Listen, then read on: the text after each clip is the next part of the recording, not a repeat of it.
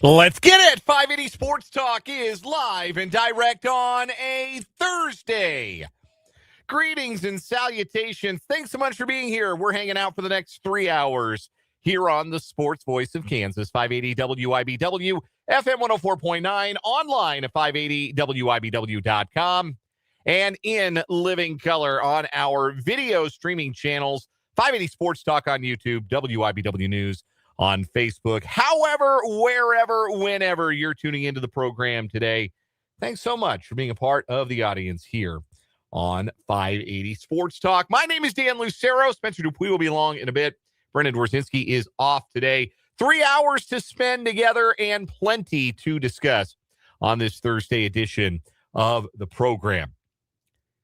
Unfortunately, a lot of it is going to be Kansas State basketball. I guess not a lot of it, but we are going to lead with that because the Wildcats are 0-4 in Big 12 play, and the season is gone. 4 games into the 18-game Big 12 schedule, you can stick a fork in the Kansas State Wildcats, and that's a drag.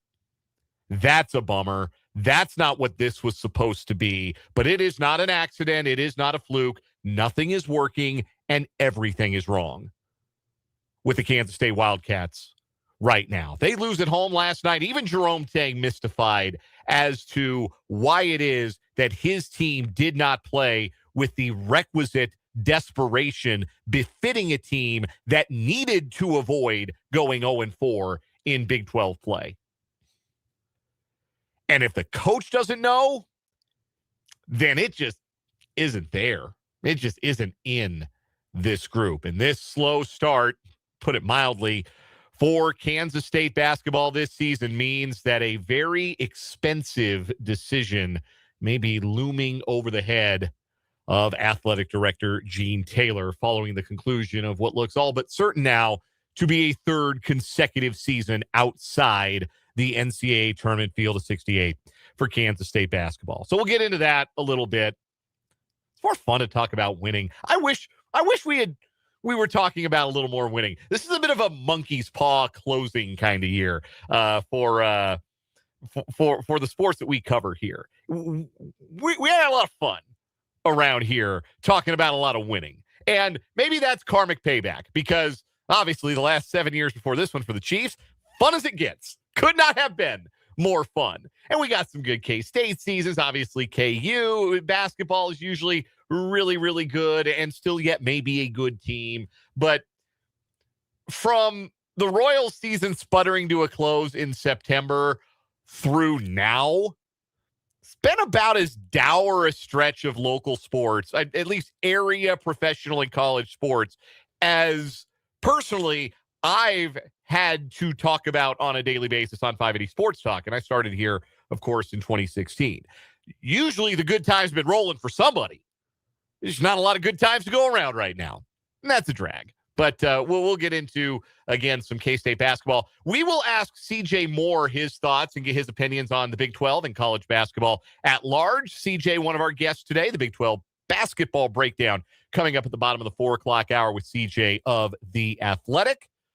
We'll ask about K-State. We'll ask if KU's win on Tuesday is a true turning point for them. We'll get his thoughts on the rest of the Big 12. Wild night in the Big 12 last night. If you stayed up last night, you were rewarded with, there were 4 top 10 teams in action past like 11 p.m. Central Time, and good games. Arizona very nearly fell from the ranks of the unbeaten. BYU was in a dogfight with TCU.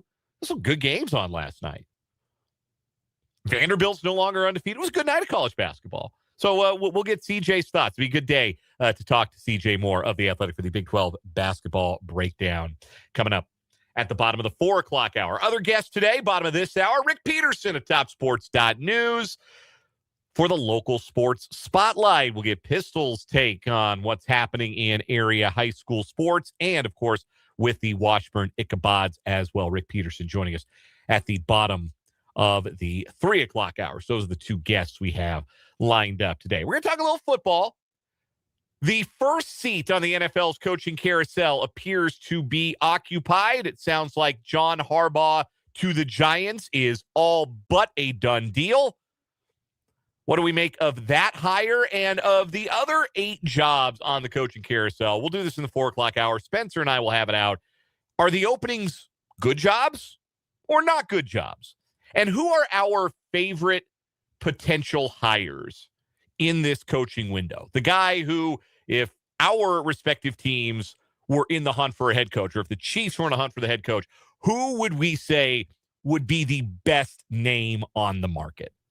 How would we build out our interview list? I can tell you this, spoiler alert, our interview list probably wouldn't have Matt Nagy on it. That's just, personal preference. We watch the games and have eyes and things like that. So, that probably wouldn't be a name on our list, but we'll tell you who would be on our list when we talk about that a little bit later on. Also, some college football rumor mongering to get to.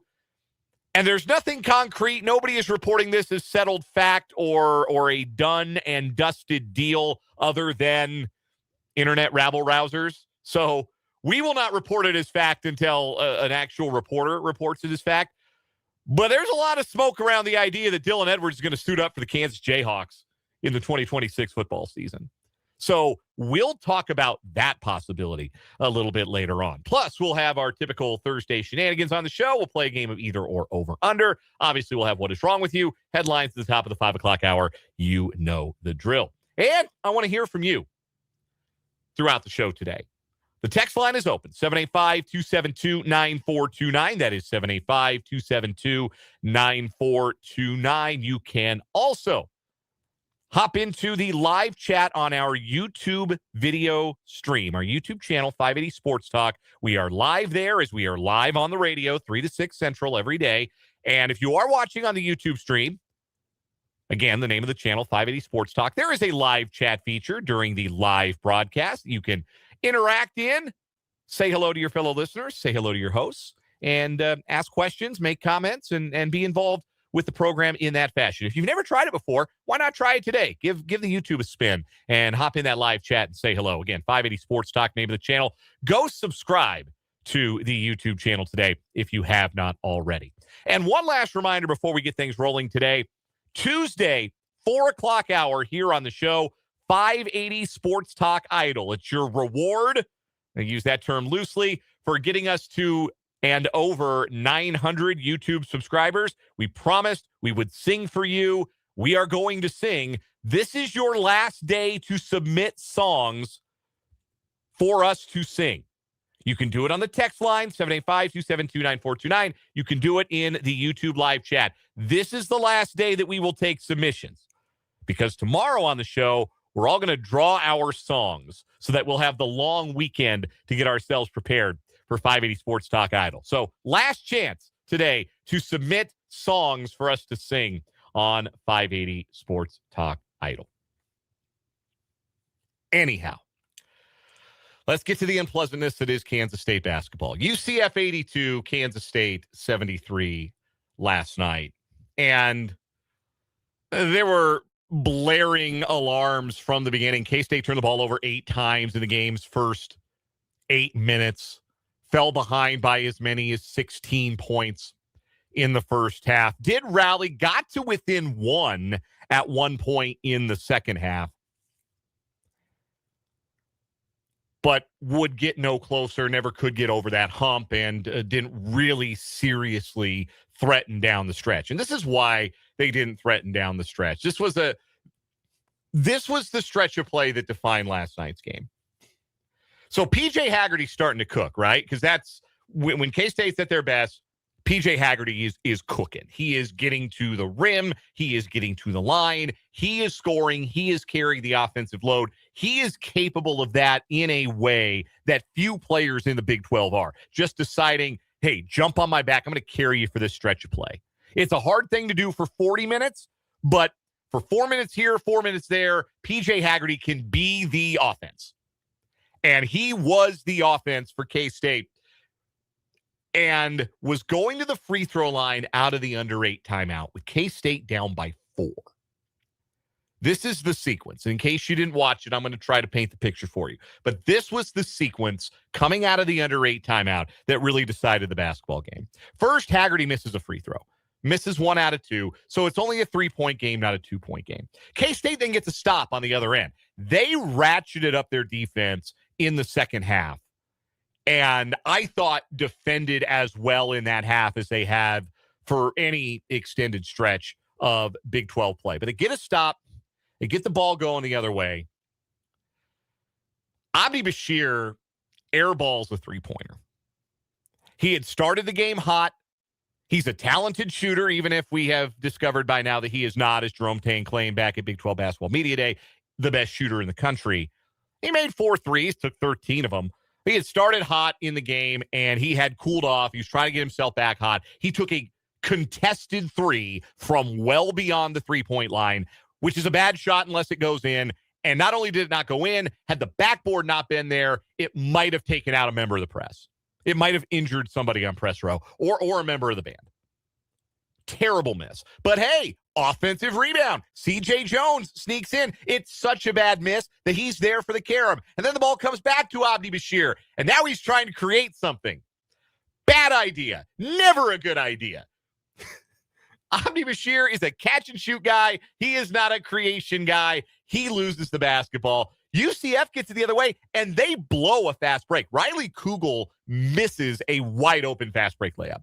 And K-State has managed to come out of that scrum with the basketball. So still in all, last two possessions have been disgusting. Still a three-point game. Still a one-possession game. And in the half court, Kansas State runs just the worst offensive set you've ever seen.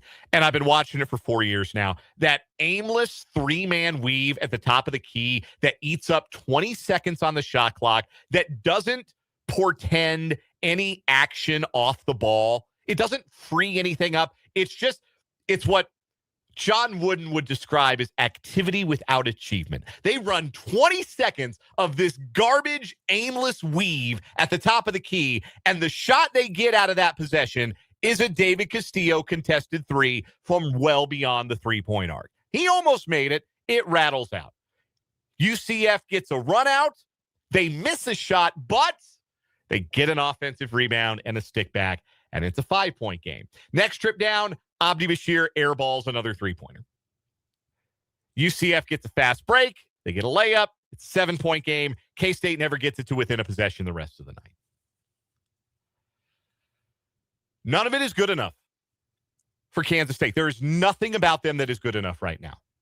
The players, the execution, the scheme, the confidence, the desire, none of it is good enough. And what you get with that is a dead team walking. And when even the head coach isn't sure why his team did not come out with the appropriate level of desperation, that's a bad sign. Because, look, you're a coach at any level. You can rant and rave and get in players' faces and talk all you want till you're blue in the face about how important a game is and how much you got to want it and how much you need it. Players have to play to that expectation. And last night they did not, and it was clear in Jerome Tang's post-game press conference that he couldn't understand it. This is what he said, and I'm paraphrasing here. This is from the transcript from the post-game press conference of Jerome Tang. Quote, "We got to develop more of a desperation. I just watched games yesterday and watched games today. The most desperate teams win. There's a bunch of teams in our situation, and they were all more desperate than their opponent and were able to get wins. And we didn't start the game. We didn't play the whole game more desperate than them. There were certain times that we did, but there's times that we didn't. And so we just have to develop a greater desperation to change this thing. We were moving in that direction, and we will get there." End of paraphrased quote. This is not new. This is not something that only a veteran coach knows about the Big 12. I was talking about it yesterday. I have 0 career wins as a Big 12 head basketball coach. And even I know, watching this league, it is a common theme. And it's not just the Big 12. This is everywhere. The desperate team wins. The hungrier team, particularly when they play at home, can find a way to beat a team that they are not as good at because they value the ball more, because they value each possession more, because they understand the level of importance of what it is that they have to do. That losing is not an acceptable outcome because 0-4 in the conference means you're dead. I know that Jerome Tang afterwards said, look, you can play well in this league and go 1-5 for a stretch. You can play well in this league and go 5-1. There are going to be teams in this league that start 3-2, and they're going to be looking at 3-7. There are going to be teams in this league that start 0-3, and they might end up 5-3 or 6-4. Again, I'm paraphrasing here. And he's not wrong necessarily, but did that look, and has this at any point since the Nebraska loss looked like a team that was capable of putting together a run of sustained, solid play, winning basketball? I don't have to answer that. You know the answer if you've been watching. And so it comes down when you don't have the guys, when your scheme doesn't work or guys don't fit it, when you're dealing with injuries, and K-State's already not very good front court, has been further weakened by injuries. They miss Elias Rapiak. They miss Moby Ike-Garuka. They miss their energy. They miss their athleticism. They miss their size. This is all true, but nobody cares, man. You got to put something in the win column. You have to. And it's more important for K-State that you show a pulse, because you know what didn't have a pulse last night? Bramlage Coliseum. They listed an announced attendance last night of 7,000 plus. Half of those 7,000 must have been invisible. You turn on the TV, you watch that game last night on the Cock, the GA sections were ghost towns. Nobody's walking up and buying tickets to see this team. They're over it already. They've seen this movie each of the last 2 seasons. This team has to show some kind of a spark, and it just isn't there. And I don't think that you can blame any one person, tempting as it is, to put all the blame on the head coach. And Jerome Tang will probably be the first one to say, yeah, put that on me. At some point, who in that locker room? I asked the question yesterday. Apparently, the answer was nobody. But I'll ask it again. Who in that locker room is going to grab their teammate by the neck of their jersey and pull them in close and tell them, it's time to go win some basketball games? No more excuses. No more just almost good enough. Go win. Go win. Go put forth a winning effort. Because it isn't just the losing that turns Bramlage Coliseum into the ghost town. It's an uninspiring group. And this group is uninspiring, just like the last 2 seasons. You can look up and down for commonalities or differences, because this is going to be the 3rd straight Kansas State team that misses the tournament following the Elite 8 team in Jerome Tang's first year. How did Jerome Tang get a team to an Elite 8? He had 2 All-Americans. He had a 3rd best player who was a matchup problem in Naquan Tomlin. And he had pieces around it that fit. And he had buy-in. Those guys were buying what Jerome Tang was selling. And what resulted was magic. You had good enough players, but you also had buy-in. You had belief. You had grit. You had toughness. And that alchemized to an Elite 8 trip. Jerome Tang's second team stunk because they didn't have enough good players.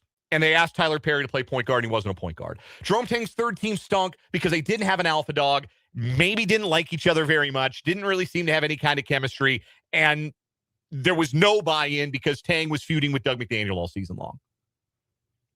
Why does this team stink? Because they do. Like, the record doesn't lie at this point. Why do they stink? Not enough good players. You can start there. But whatever Jerome Tang is selling, this team doesn't appear to be buying. Because when Jerome Tang has a group that buys in and that has a high level of talent, you saw what that could look like. We don't have either. It feels like end stage Bruce Weber again. And I don't have the energy right now. This is more of a postseason discussion to talk about what Kansas State basketball should be, because I do think there's a portion of the Kansas State fan base that they always post that little graphic from like the 1987 K-State media guide that shows that KU and Kansas State were essentially on level footing as programs through the better part of history up until the late 80s. That ain't this and this ain't that. Like, there is a portion of the fan base hanging on to a belief that K-State can be something that it probably cannot be. But that doesn't mean it should be this. It can't be this, because when it was this, Bruce Weber lost his job. When Bramlage Coliseum looked like it did in that game, where even the student section was down and nobody's in the GA seats, changes had to be made.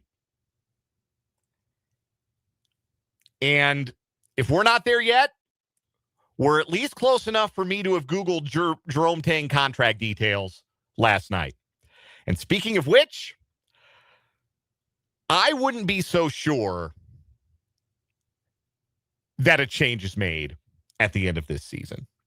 There are roughly 18.675 million reasons I can give you for that. We're going to talk a little bit about that contract in just a second. We've also got some more college hoops later on in the show with CJ Moore from The Athletic for the Big 12 basketball breakdown. We're going to talk NFL coaching carousel. We're going to do our local sports spotlight in about 10 minutes or so with Rick Peterson at TopSports.news. We got What Is Wrong With You? We got headlines. We got a great show today, and your comments on the YouTube live chat and the text line 785-272-9429. We are just getting started on this Thursday edition of 580 Sports Talk.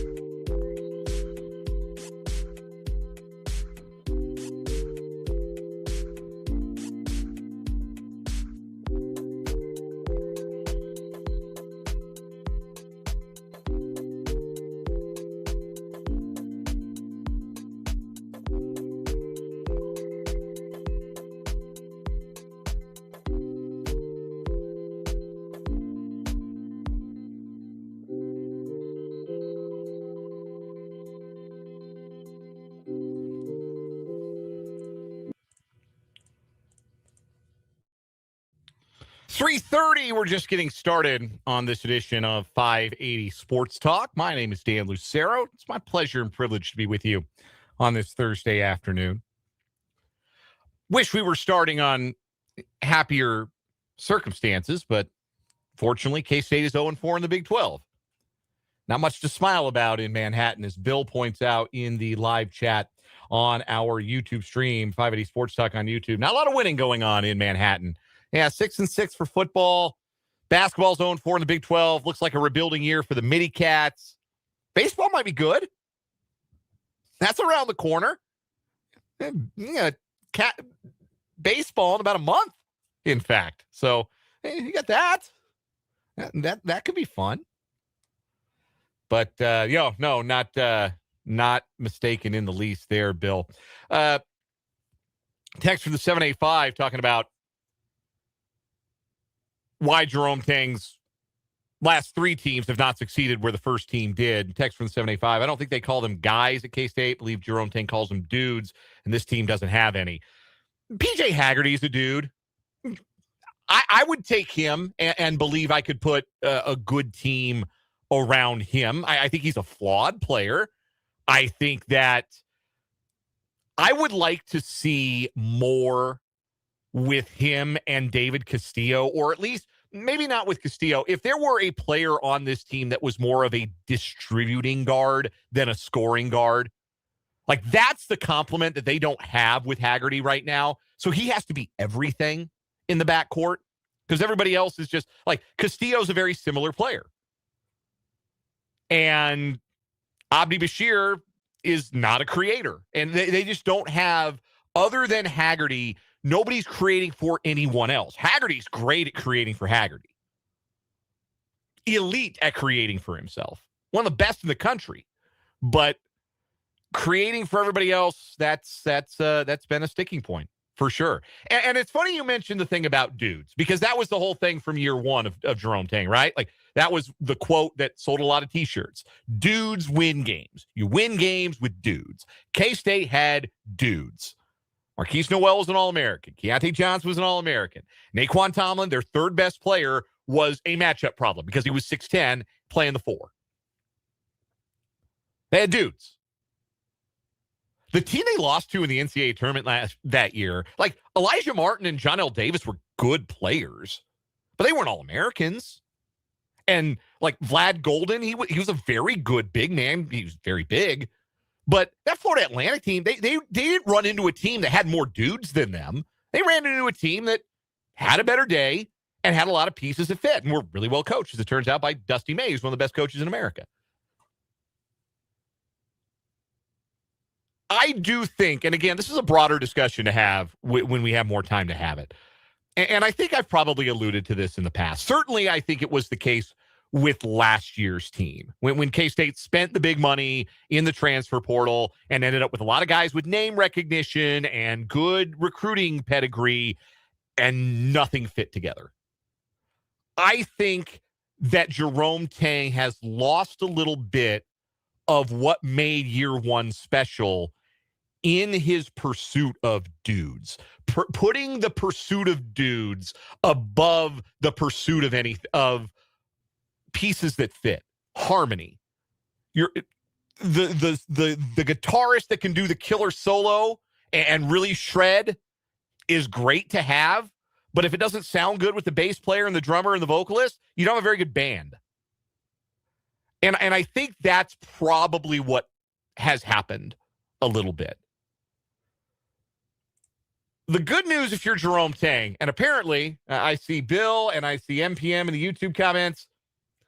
I was not the only one Googling Jerome Tang contract details last night after last night's game. If Kansas State wanted to fire Jerome Tang between now and April 30th of this year, the buyout is $18.675 million. I don't know off the top of my head who Jerome Tang's agent is. I would like him to represent me.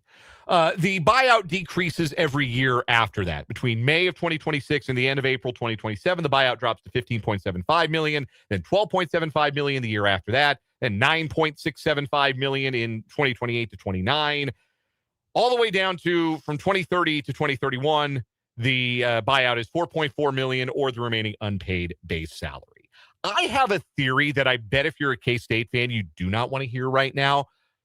My theory is because Kansas State kind of knows it'd be really, really expensive to fire their current head coach and then go hire a really good head coach to replace him. I think that Kansas State brought Matthew Driscoll in from North Florida, the former head coach of North Florida, as an assistant coach this year. And I think the idea was for that to have more than just 1 year to try and mesh and become sort of a coherent basketball philosophy between Jerome Tang's Baylor-led defense-first philosophy and Matthew Driscoll's, let's see how many threes we can shoot offense. My theory had been that this is a project, that this was not, I don't think you would have been able to hire a head coach away from a head coaching job if there was not the implicit idea that you were going to have more than 1 year before the staff got detonated. or more than half a year for that matter. Maybe I'm wrong, just a theory, but the size of the buyout suggests that's a possibility. The size of the buyout could also mean that when they brought Driscoll in, they had an idea of who they would want to succeed Jerome Tang in the event that they felt like the program was untenable with Jerome Tang as the head coach. And it makes me sad because I like Jerome Tang. I admire Jerome Tang. It is sad. I do not like to see a decent man, a hardworking man, a man of faith be as mocked as Jerome Tang is. That bothers me. It does. It bothers me when good people have smut put on their name, even if their performance at their job is not good enough. It's not fun. This is not fun to watch Jerome Tang struggle, because I do have a great deal of admiration for him. Just like it was not fun to watch Chris Kleiman go through what he went through last season at Kansas State.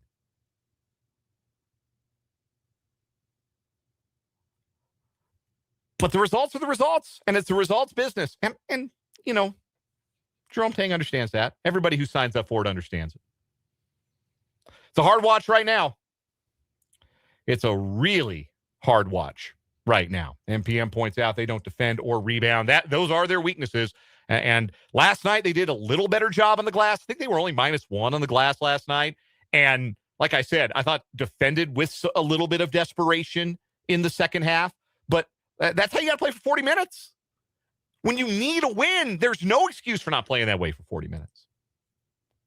We'll take a time out here at 580 Sports Talk. We're going to come back with the local sports spotlight with the great Rick Peterson of TopSports.news here on 580 WIBW.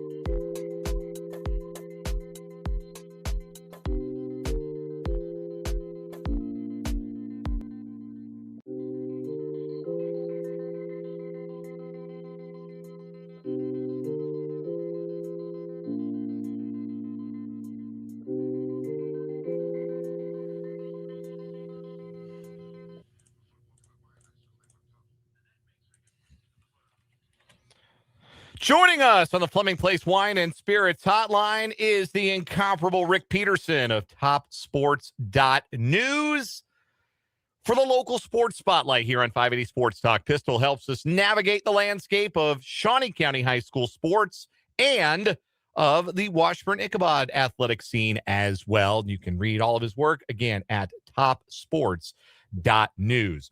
First things first, Pistol, I got to ask, since it's the top story right now at TopSports.news, what have you encountered more of in your time covering high school sports? 300 games or quadruple doubles? Because we have one of each at the top of the page today at TopSports.news. Yeah, I definitely 300 games, and I haven't had many. Probably, I can probably name them, at least that I've been there in person for, on one hand over the years. But I've never had a quadruple double. Yeah, so that went. That's something else. Coralie Jones of Highland Park recorded one of those against Sumner on Tuesday night. 22 points, 13 rebounds, 10 steals, and 10 assists. Obviously, Sumner's a down program right now, but for the Highland Park girls, they'll take any win because it is evidence of progress for what is right now for Rob Brown, a very young and unproven team, still kind of finding their own footing. Yes, and and I don't know if somebody told Rob, hey, she's getting close, or if they didn't even know that until after the game. I do not know that, but yeah, that's a credible accomplishment, and I was, I got the word that they think it's the only one in Kansas history. I kind of hedged on that a little bit because I've learned over the years, you put something out like that and somebody loves to prove you wrong. So I just said, I think I always say believe to be. Yeah, fair enough. As for the 300 game, that belonged to Hayden Jr. Kelton Meyer. Hayden won the state bowling title on the boys' side in Class 4-1A last year, and looks like that program might be picking up right where it left off as bowling season gets underway. Yeah, and like I said, that is a 300 is always a surprise just because it's so hard to do. But Kelton Meyer's incredible bowler. Like I said, he was part of their state championship team last year. He was first team All-City. So I think he might. I don't know, but he had a really good year last year and won some titles. But 300, I never had a chance at that, but I'd probably, my nerves would get me. Do you remember having covered one? Is there one that you maybe remember seeing that stands out in the memory? Yes. State tournament. First game at the state tournament. And Washburn Rural, and I can't think of the name right off the bat. It's been, probably 3 or 4 years ago now. But, yeah, so you throw the pressure of a state tournament on top of a 300 game. That was one of the most memorable ones I remember. Rick Peterson of TopSports.news is our guest. This is the local sports spotlight here on 580 Sports Talk. We do it every Thursday at this time.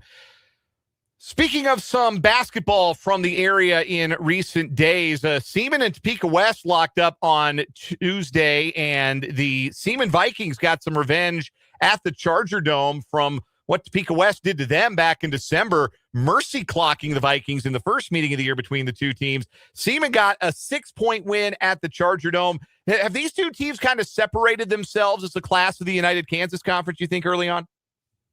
Well, I still wouldn't count out Piper. Piper's struggling a little bit, and they've dropped some games, but I got a feeling by the end of the regular season, they'll be a factor.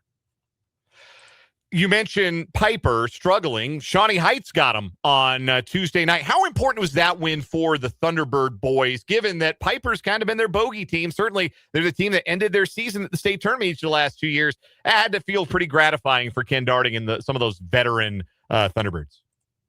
Yeah, it had to feel gratifying. I had Darding, knowing Darding for whatever it's been, 40-some years, I know he wasn't particularly pleased with letting a 25-point lead get away and having to eke out a win. But no, it was a good win for them, and they need to try to build off that. Our guest is Rick Peterson of TopSports.news. He is joining us for the local sports spotlight here on 580 Sports Talk. We mentioned the Highland Park girls a bit ago. Highland Park boys lost on Tuesday night to Sumner. They have now lost consecutive Meadowlark Conference games after never having lost a game in that league since they joined it back in the 2022-23 season. Obviously, it's a very different-looking team. It's a new head coach, Nate Wallace, taking over there from Michael Williams, and they've got a lot of new faces. Was the anticipation there that this could be a year not dissimilar to Coach Michael Williams' first year, where there were some struggles, there was a building process, or is there maybe a bit of a surprise element to the slow start for the Scots this year? No, I don't think. I think they lost 10 seniors off that team last year, including a Division I signee. No, I think everybody knew it was going to take a while, and they've had some games where they've looked really good. JoJo Kincannon having a very good year, and I think by the end, I think they're going to start picking up some wins in the Meadowlark. And I think they'll get a win or two, maybe even three in the TIT. So I think by the time that Sub-State rolls around, I think they'll be competitive. I'm not sure anybody can ever take Highland Park as a sure win. Shifting over to girls basketball in the city, Hayden is out to a 3-0 start in Centennial League play as the defending league champions in the Centennial League. A bit of a different story for them. Last year they were such a potent offensive team. This year it looks like Carvel Reynoldson's team is doing it with defense. What has stood out to you about the Wildcats and their perfect Centennial League start? Well, I think you hit it on the head. Yeah, I think they're playing very good defense. They harassed a good offensive Topeka High team and held them to, except for Haley Carroll had a really good game, held them to very low numbers. And I think, again, we talk about trying to build off something. They can build off that. They can build off of a win over a good 6A program. I think Manhattan's going to be very tough in that league. Rural is going to come around. And they're going to be very tough, but I think Carvel's very happy with the start they've had. Shawnee Heights girls have been one of the better teams in the United Kansas Conference for the last handful of years, but had been a step behind the top-tier state contenders in that league. Last year, they got swept by Seaman, they got swept by Piper. Just kind of a cut below some of those upper echelon state tournament contending teams in the UKC. They picked up a win over Piper on Tuesday night at home. Bob Wells' team, how much did they need that to kind of prove that they are a real United Kansas Conference contender, that maybe they have leveled up even from where they were last year? I think it always, especially when you're throwing in three very newcomers, that are great players but have never played for Heights, and you gotta incorporate that with KK Emmett and some of the others, Rayana Vega. But I think they're coming around, and I think yes, they want to do good in the UKC, but it's been a long time since Shawnee Heights girls have been to the state tournament. And I got to believe that, at least in the back of their mind, that's the goal. I mean, I think it might have been Sierra Caesar the last time they made the state tournament. So I think that's their ultimate goal. Shifting gears real quick in high school sports scene to wrestling. How often do you cover an event where the Queen of Courts wins the championship in her weight class at a wrestling tournament? Because that's what Sienna Graves did at Shawnee Heights on Friday and Saturday. Friday night gets selected as Queen of Courts, and then Saturday goes and picks up 4 wins with 4 pins for that very good Shawnee Heights program. Yeah, that was definitely my most fun story of the week.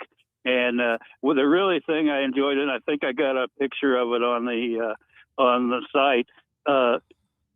Sienna wins the title, but then right as soon as that basketball game's over, the Shawnee Heights wrestling team's got to set up the mats for a tournament that starts 9 a.m. the next morning. So she's out there in her evening wear to help put down the mats, and I thought that was really cool. Yeah, I'm looking at the picture right now. That's something else right there. That's a one of a kind of achievement. Congratulations, certainly in order to senior Sienna Graves at Shawnee Heights. Wrapping things up here with a couple more questions for Rick Peterson of TopSports.news here on the local sports spotlight. Washburn basketball back in action. They have got a Turnpike tussle coming up with another matchup with Emporia State. Kind of early to have that rematch in the season. Feels like there's still a lot of season left, and this will be the second and final meeting between Emporia State and Washburn. That, of course, tonight at White Auditorium. Hear it over on our sister station, Country 106.9. Washburn men still 16-0, still number one overall. They're taking everybody's best shot. They probably expect that again from Emporia State tonight. Well, definitely from a rival on the rival's home floor. And the Hornets played the heck out of them in the earlier game in the first half, and then Ichabod's just kind of turned it on. But I expect a much better game this time. But hey, until somebody beats the best, they're the best. Washburn's women dropped a pair of road games last week, a bit of out-of-character performance from Laura Westling's bunch, given how they had started the season in MIAA play. How did they get back on the right foot tonight against the Hornets? Well, just come out and do what they can do. Bari Widada's 3 straight double-doubles, so she's been dominant. But they need to get that balance that they had earlier in the year, and I think they'll be fine. But I think Laura's been pretty tough on them and trying to get them, back on there. And I think this is a very key game for them. I think because they blew the Hornets out 12 days ago, and they really need this one.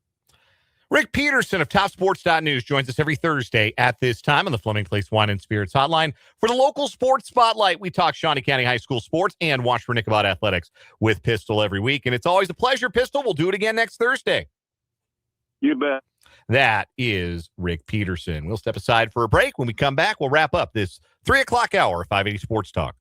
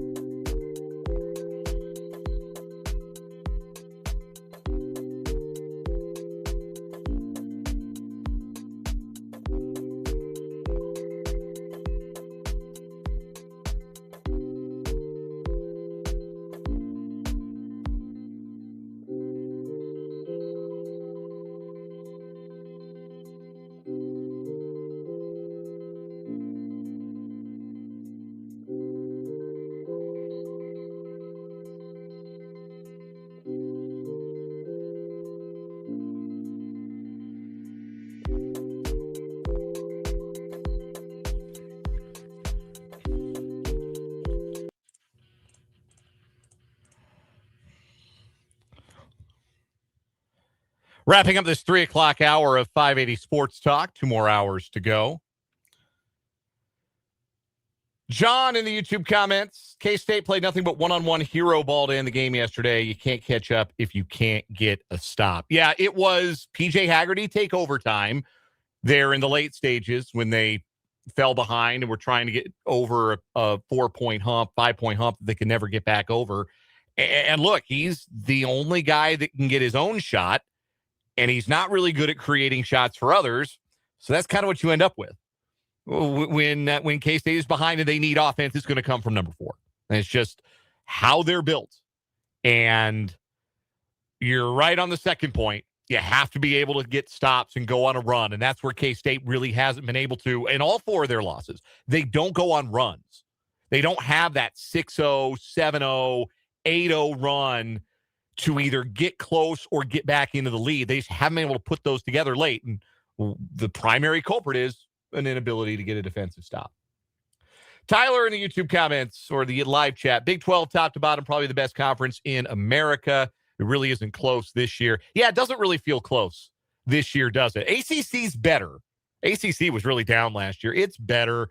Big 10 is good. They got Michigan, who I still think is the best team in the country. But, yeah, the cream of the crop is excellent in the Big 12 this year.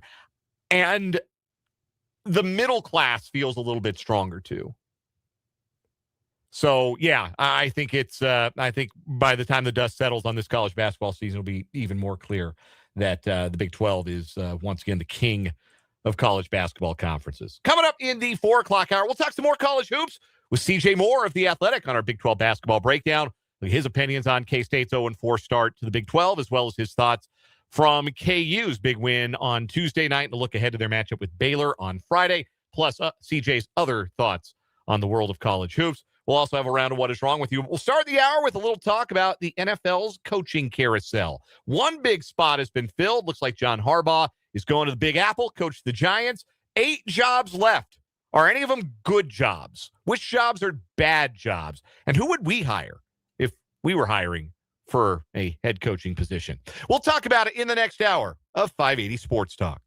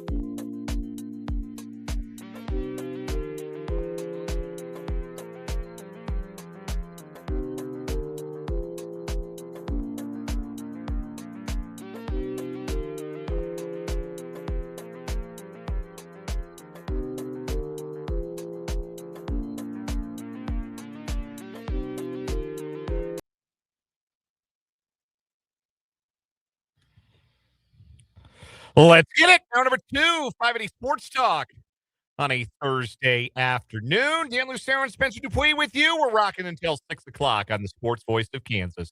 580 WIBW, FM 104.9, online, 580WIBW.com, and in living color on our YouTube channel, 580 Sports Talk, and our Facebook page, WIBW News. Great to be with you. Want to hear from you on the text line, 785-272-9429. You can also interact with us via the live chat on our YouTube screen. Again, the name of the channel is 580 Sports Talk. We've added one subscriber today. Maybe you would like to be next. Go slam that subscribe button. Doesn't cost you anything but a click. And every subscriber now moves us closer to 1,000 because we are over 900, which means we are going to do 580 Sports Talk Idol. In fact, we're going to do it Tuesday. We're taking a long weekend. We're off on Monday for the federal holiday. We'll be back on Tuesday after a 3-day weekend. And on Tuesday in the 4 o'clock hour, myself, Spencer Dupuis, and Brendan Dworzinski, who's off today, will sing for you songs selected by the listeners. About that, you have until the end of the show today to submit songs for our consideration. We're going to put them in a hat. We're going to draw our karaoke songs on tomorrow's show. But you have until the end of today to submit. Again, in the live chat on our YouTube stream, 580 Sports Talk, or on the text line, 785-272-9429. Still to come on the program today, bottom of this hour, CJ Moore of The Athletic will join us to talk some college hoops, Big 12 basketball breakdown. We broadened the scope with CJ. We talked about more than just the Big 12 scene because there's a lot going on, and CJ covered college basketball at large, so it's always nice to get his perspective on the other big college basketball news stories.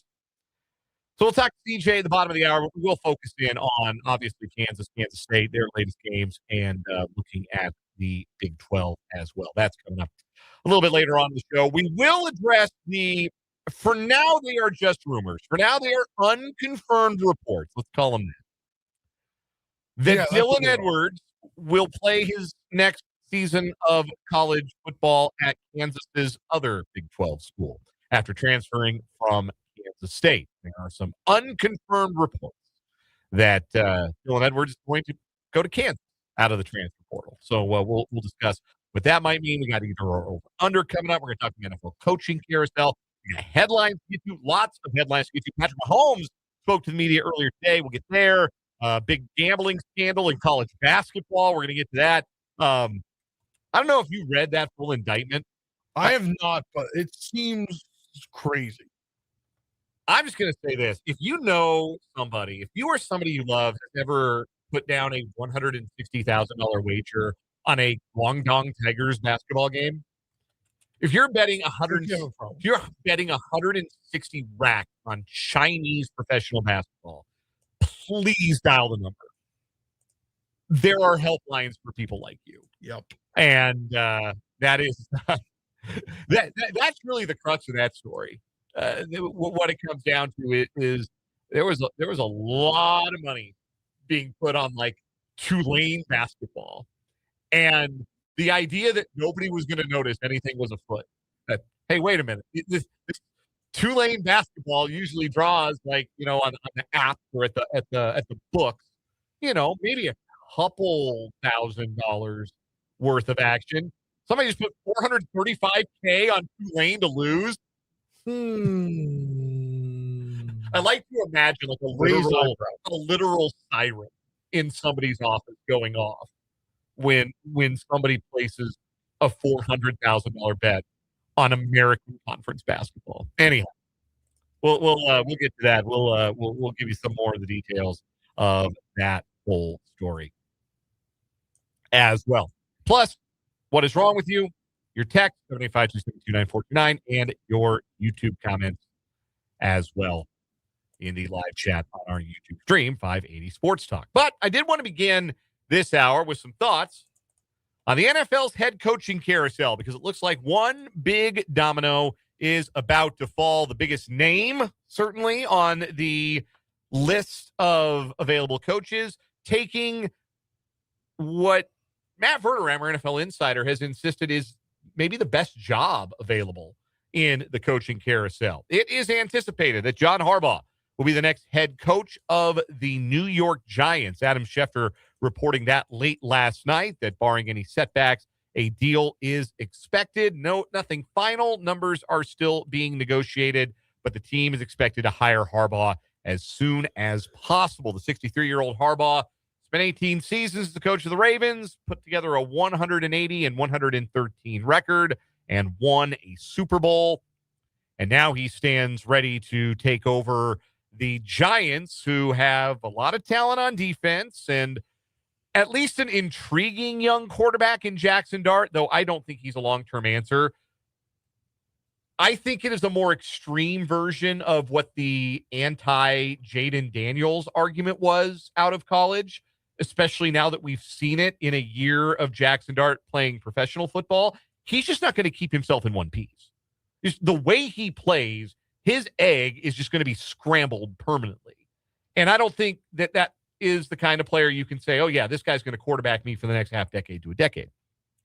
So I think they need a new quarterback, but you could talk yourself into Jackson Dart if you wanted, because he had some moments as a rookie. They'll get Cam Scatterbo back from his cataclysmic leg injury. And like I mentioned, a lot of talent on the defensive side of the ball. It's a good gig, and I think it's a good fit for Harbaugh, because unlike some of the teams that are hiring head coaches in this cycle, which we'll talk about in a little bit, the Giants have at least fainted towards being a serious organization at times in their history, in their recent history.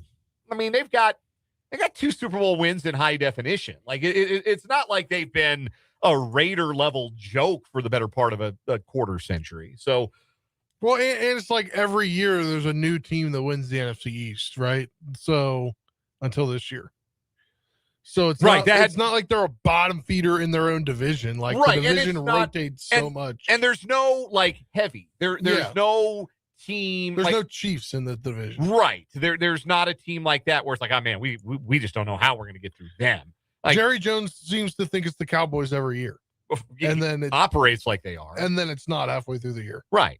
You've got the Cowboys and their yearly fluctuations, and the Commander Coaster, and the whatever it is the Eagles might look like in the future as they move forward with a head coach I find to be largely unserious. Although I say this, and the Giants haven't won the division since 2008. This is true. Or 2011, excuse me. Yeah, and the last time they won a Super Bowl. Yeah. Do you agree that the Giants' job is the best one available in the cycle? I see the argument, like, just based on the talent level of the roster, the youth on the roster. I don't think I agree with the take, but I can see why you would make the argument. I mean, it's got to be John Harbaugh's former team. You think it's the Ravens? Is that simply just they have the quarterback? Well, they have the quarterback. They have it seems like everything's formidable. There's just something that needs to get them over the hump. And clearly it wasn't Harbaugh the last few seasons. So I think if you're a coach, you walk into that organization, you know it's a winner already. So you just need to do something that puts them over the top. So I think I agree with you that the answer is Baltimore. And that's not signing a 36-year-old DeAndre Hopkins. Like, yeah, I don't know what that did for them this year. Like, that is a franchise with really good infrastructure. They've always drafted well. The brain trust is solid. Their depth is good. Ownership is committed to winning. Like, that's a good gig. It's not dissimilar. Like, the only reason I don't say Pittsburgh, the only reason I don't say that's the best job, because if you take the job in Pittsburgh, history suggests you'll be in that job for 20 years. Like, and you'll mediocre. You'll be in that job as long as you want. It'll be mediocrity, too. Well, no, that's why I don't think it's the best job, because I think they are headed, whether they want to be or not, towards a couple of seasons where they're going to have to eat their vegetables. Yeah. They're going to have to be mediocre to worse for a couple of years in order for them to move forward and get back to being what we have known for our entire lifetimes the Steelers to be, which is a winning organization. The problem is, if you take that job now, you're going to have to be willing to be kind of the sin eater for the sustained mediocrity at the end of the Mike Tomlin era. And like, it was a degree of mediocrity that was above, almost to the point where calling it mediocrity is not quite right, because they were winning. Like they were winning, they were making the playoffs, but they were not a serious contender. They were in no man's land. And to get out of no man's land, they're going to have to finish like 6-11 or 5-12 for a year, maybe 2. And if you take that job and that's what you do your first 2 years, you know what's going to sound really good to Steelers fans? Because all NFL fans, not just Steelers fans, all NFL fans, patient group, right? They love waiting for success. That's just something that they all love. But you are going to pale in comparison to the guy who had 19 consecutive non-losing seasons. Yeah. You are going to pale in comparison to Mike Tomlin. You are replacing a Hall of Famer, and that is never an easy thing to do. So that's the only reason I don't rate Pittsburgh as the best job in the carousel. I think infrastructure-wise, it's Baltimore. I think young talent-wise, it probably is the Giants, and Pittsburgh's on the podium as well. What about these other gigs? Is Miami a good job or a bad job? Well, aren't they in cap nightmare? They've got some bad contracts. They got some players who would like to not be on the team anymore. They've got a quarterback that they need to upgrade from, and they owe him a hell of a lot of money. It's not an ideal situation. You are, I guess, you want to coach 2 or 3 seasons in Miami, that's what you're going to do. Get it'd be a good spot for like a veteran head coach. Like, who should take that job if they offered it, because they're not going to, because I think he's done coaching now. But who'd be perfect for that? Pete Carroll. Go live in Miami for 3 years. Yeah. And ride out the end of the Tua contract and get some sun. Like that's where you're at there. That would be my question if I were taking the Miami job. Like, okay, how long do I got to ride this out with Tua? Can we move on right now? Yeah. Because like you have to be willing. And that's what Mike McDaniel did that allowed him to be the coach there for as long as he was. He made it shake as best as was possible with a quarterback as limited as Tua was, until it became impossible to do so, until the health concerns just took too much of a toll and you couldn't make it work anymore. But you owe him so much money. Yeah. And I don't think, like, if Miami learned anything from what Denver did with Russell Wilson, like, yes, dead cap hell doesn't sound fun, but moving on is sometimes just the thing to do. And you just do it. You pull the ripcord and you do it. I wonder if Miami would be there with Tua. And I wonder if that would make the job a little bit more appealing, which, again, you go into that situation, you're not expecting to win right away, but at least you get to buy your own groceries, maybe as far as who your quarterback's going to be. The other part of it, too, is, like we talked about yesterday, this is a really bad year to be in the market for a young quarterback in the draft. Yep. I mean, maybe the worst year ever. So I think Miami, maybe a good job, depending on what they'll let you do with Tua. Atlanta, is that a good job? I don't know, because you're in quarterback conundrum. Yes, you're in bad shape at quarterback, because Cousins probably isn't coming back, and Penix probably isn't the guy. Yeah. Flip side, you got Bijan, and you're coming in with a new GM, so you're coming in with somebody who you can shape and mold a vision together with, instead of being the head coach for a regime that's been in place for a while. I think that's a retool team that you could see potentially being good in a year or two. You go decent quarterback play, but you ride with Bijan. You have a running offense. Mm-hmm. You lean on the run, and your pass is your secondary, even though that's not the way the NFL goes. Not typically. And you get yourself 9 wins in 2 seasons, and then you get a new franchise quarterback in there. It's not a hard division to climb to the top in. No. Like, if you've got the right amount of talent, you get the right breaks with your schedule. But I mean, the thing about that division is that it's always up in the air, I feel like. I feel like there's rarely a runaway winner. Like they No. beat up on each other. No, nobody in that division is going 13-4.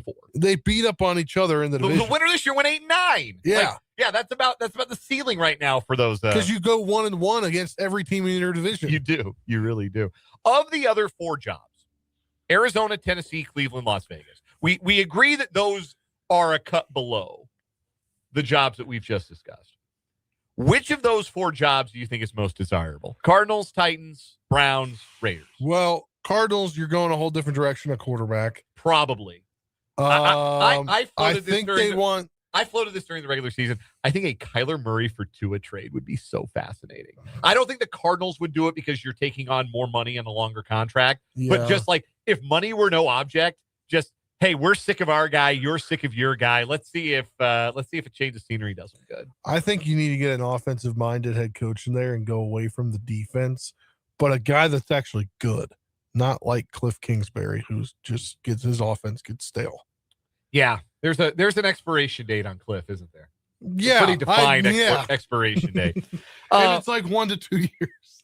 So I think Tennessee is the best of those gigs because they showed real signs of life with a young core at the end of this last season. And I think there are some troubling data points for Cam Ward, but also there were some games where you could definitely see the vision. And he's number 1 for a reason. And I think that's the steadiest quarterback situation. I guess if you're going to Vegas, you got the number 1 pick, you can take your pick. If you really like Mendoza, he's yours. If you don't, you can do something else on the market. But Tennessee, I think, has the best of the quarterback situations of those 4, which makes it the best job. The other part is Arizona, Cleveland, and Las Vegas are historically unserious franchises. At least Tennessee has done some winning. Arizona, Cleveland, and Las Vegas, perpetual losers, chronic losers. They do not know how to win. And that's not an environment that is particularly appealing to be a part of. So if those are the bottom 3 jobs, which one is the least appealing? This is an easy one. I think it's an easy one. I think it's Cleveland. See, I don't know because their defense was really good this last year. They do. They have a really good defense. You could go in there as a defensive-minded coach and build around that as your philosophy. 2 problems. Number 1, you work for Jimmy Haslam. Number 2, Deshaun Watson, the nasty man, is still on the roster. Yeah, that's a problem. We need to figure out why he's still on the roster and get this man off of the roster. And I think the fortunes might start turning around for Cleveland.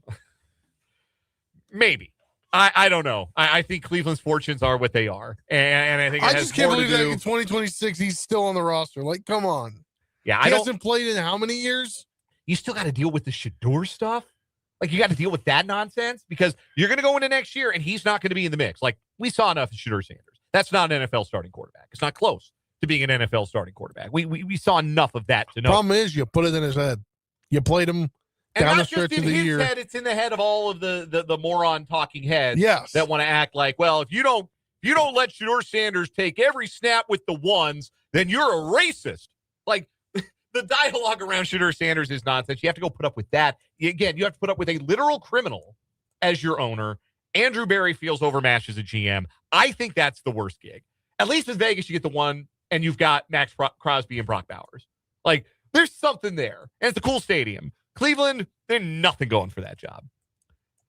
Last question on the carousel.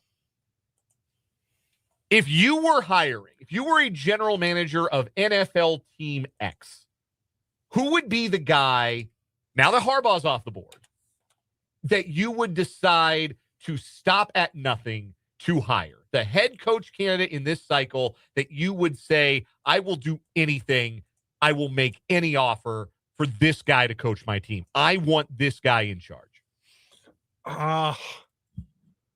Part of me wants to because I don't know. Part of me wants to say Mike McDaniel, but you don't have a quarterback in any of these spots. See, I think McDaniel is a coordinator. And there's nothing wrong with that. I think he's a really, really good offensive coordinator. I think he's overmatched as a head coach. Yeah. I don't think he's my answer. I'll tell you who I like a lot as a first-time head coach. And maybe it's just because I want him out of the Chiefs division. But Jesse Minter, the defensive coordinator of the Chargers. I feel like he I don't know. The Ravens did interview him, but I don't see the Ravens getting a defensive minded coach. I feel like they've got to go offensive minded head coach because then you don't lose him if he becomes a head coach. They could just promote Zach Orr as their defensive coordinator if they want a young defensive minded head coach. So I think go offense. I think Minter's a great fit for the Steelers. Like he feels like a Pittsburgh Steelers kind of head coach to me. Is he going to interview there? I haven't seen any of that. I don't know, but I would, if I were hiring for Pittsburgh, he would be my first call. Surprised you didn't say Kurt Signetti. Look, I don't think he's leaving college. I don't think he is either. Like, that's the risk. And it's not like, oh, well, he's a young coach. We can do, we'll give him a little runway to figure out the pro game. Like, Sig's in his late 60s. Like, he is who he is. And I don't know, like, how much do you trust what he does fits grown men and not just 18 to 23-year-olds? But what he does is his teams don't screw up. Yeah. They do not make mistakes. And that will play no matter what level of football you're talking about. And it seems like they're always the team that has more depth. Like they're outplaying their opponents. When he was at James Madison, he did that. They were outplaying their opponent. Like they were. Yeah, they just. The level is Sunbelt right here. He was here. The level of execution. Yes. Is just higher for his team. And I was a little skeptical of how much he would be, especially after last year, like just how much this year would be, knowing that he was in the Sun Belt. But man, oh man, this guy's coaching level just goes up at every level he goes to. Yeah, he's something else. He's a Pennsylvania guy. Which is crazy. It took him this long, took the world this long to figure out this guy is the coach that he is. Yeah, no kidding. Like he's been so long as a team, like a position coach and a coordinator. We'll take a break here on 580 Sports Talk. Come back with What Is Wrong With You. Then CJ Moore will join us for the Big 12 basketball breakdown here on 580 WIBW.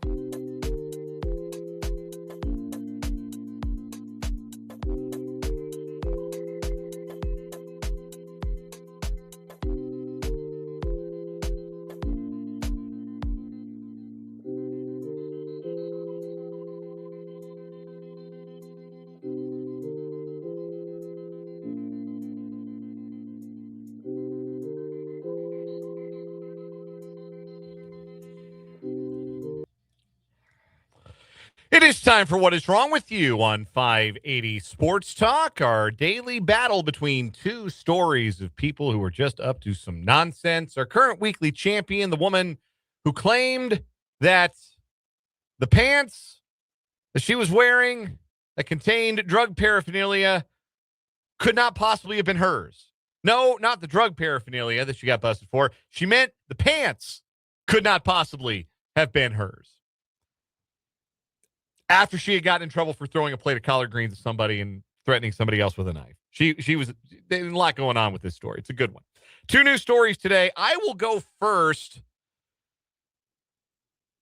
Maybe when you go to Florida, you become Florida man. Maybe that's just what it is. Because we have a gentleman from Boston acting the fool in Key Largo, sending law enforcement on a chase through the Upper Keys during the early morning hours of January 6th. According to the Monroe County Sheriff's Office, a report came in regarding a reckless U-Haul driver just after 7 a.m. The driver, later identified as 29-year-old Idabek Jalilov of Boston, drove past deputies in a school zone. As he drove by, deputies say he gave them the middle finger.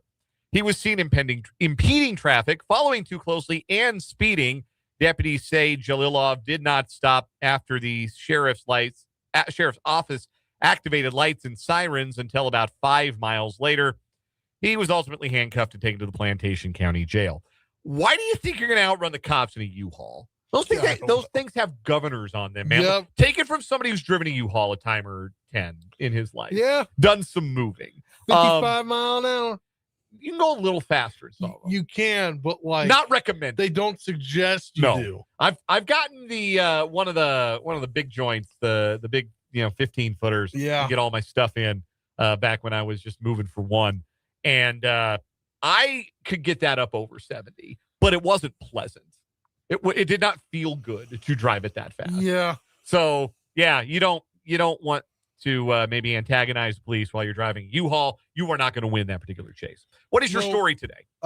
We are going to New Haven, Connecticut. A Miami man, so a Florida man in Connecticut this time, not Boston, not the flip side there. A Miami man pled guilty to defrauding people through a text messaging scheme on Wednesday in federal court in New Haven. Catino Jamal Scott, 24, of Miami, Florida, pled guilty in New Haven federal court to an offense stemming from his role in a scheme to defraud individuals who use the electronic payment system Zelle.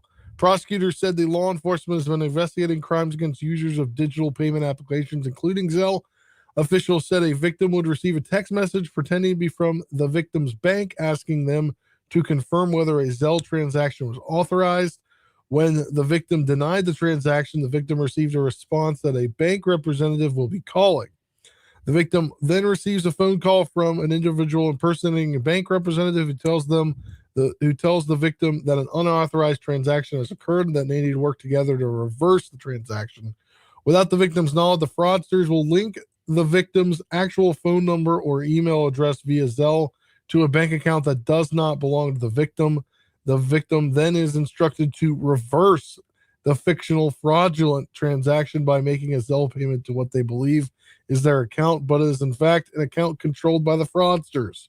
From February of 2021 through August of 2023, Scott and others, including Cater, Gamal, Bakali, Edmund, defrauded numerous victims, including some from Connecticut, of more than $250,000 through Zelle. $50,000. Scott was arrested back in August of 2023. He pled guilty to conspiracy to commit bank fraud, an offense that carries a maximum term of imprisonment of 30 years.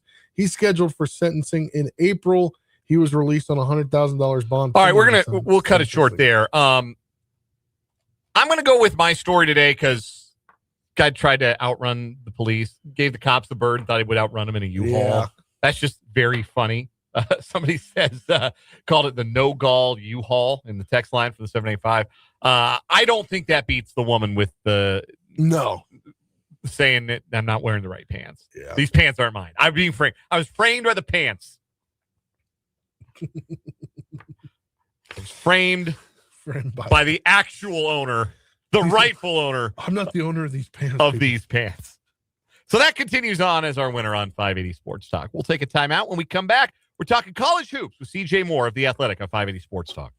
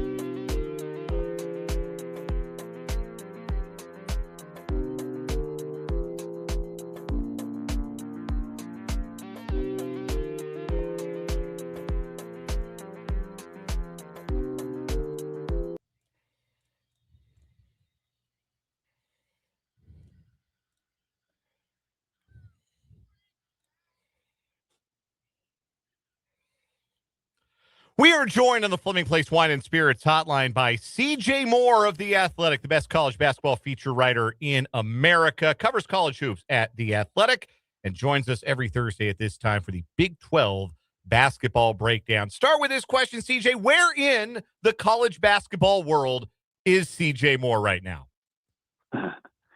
I'm sitting in my office staring at my computer. So Right. I'm home this week.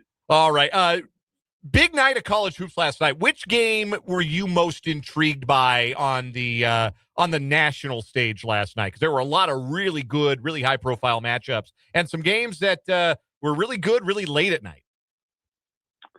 Yeah, I was probably most locked into Purdue, Iowa.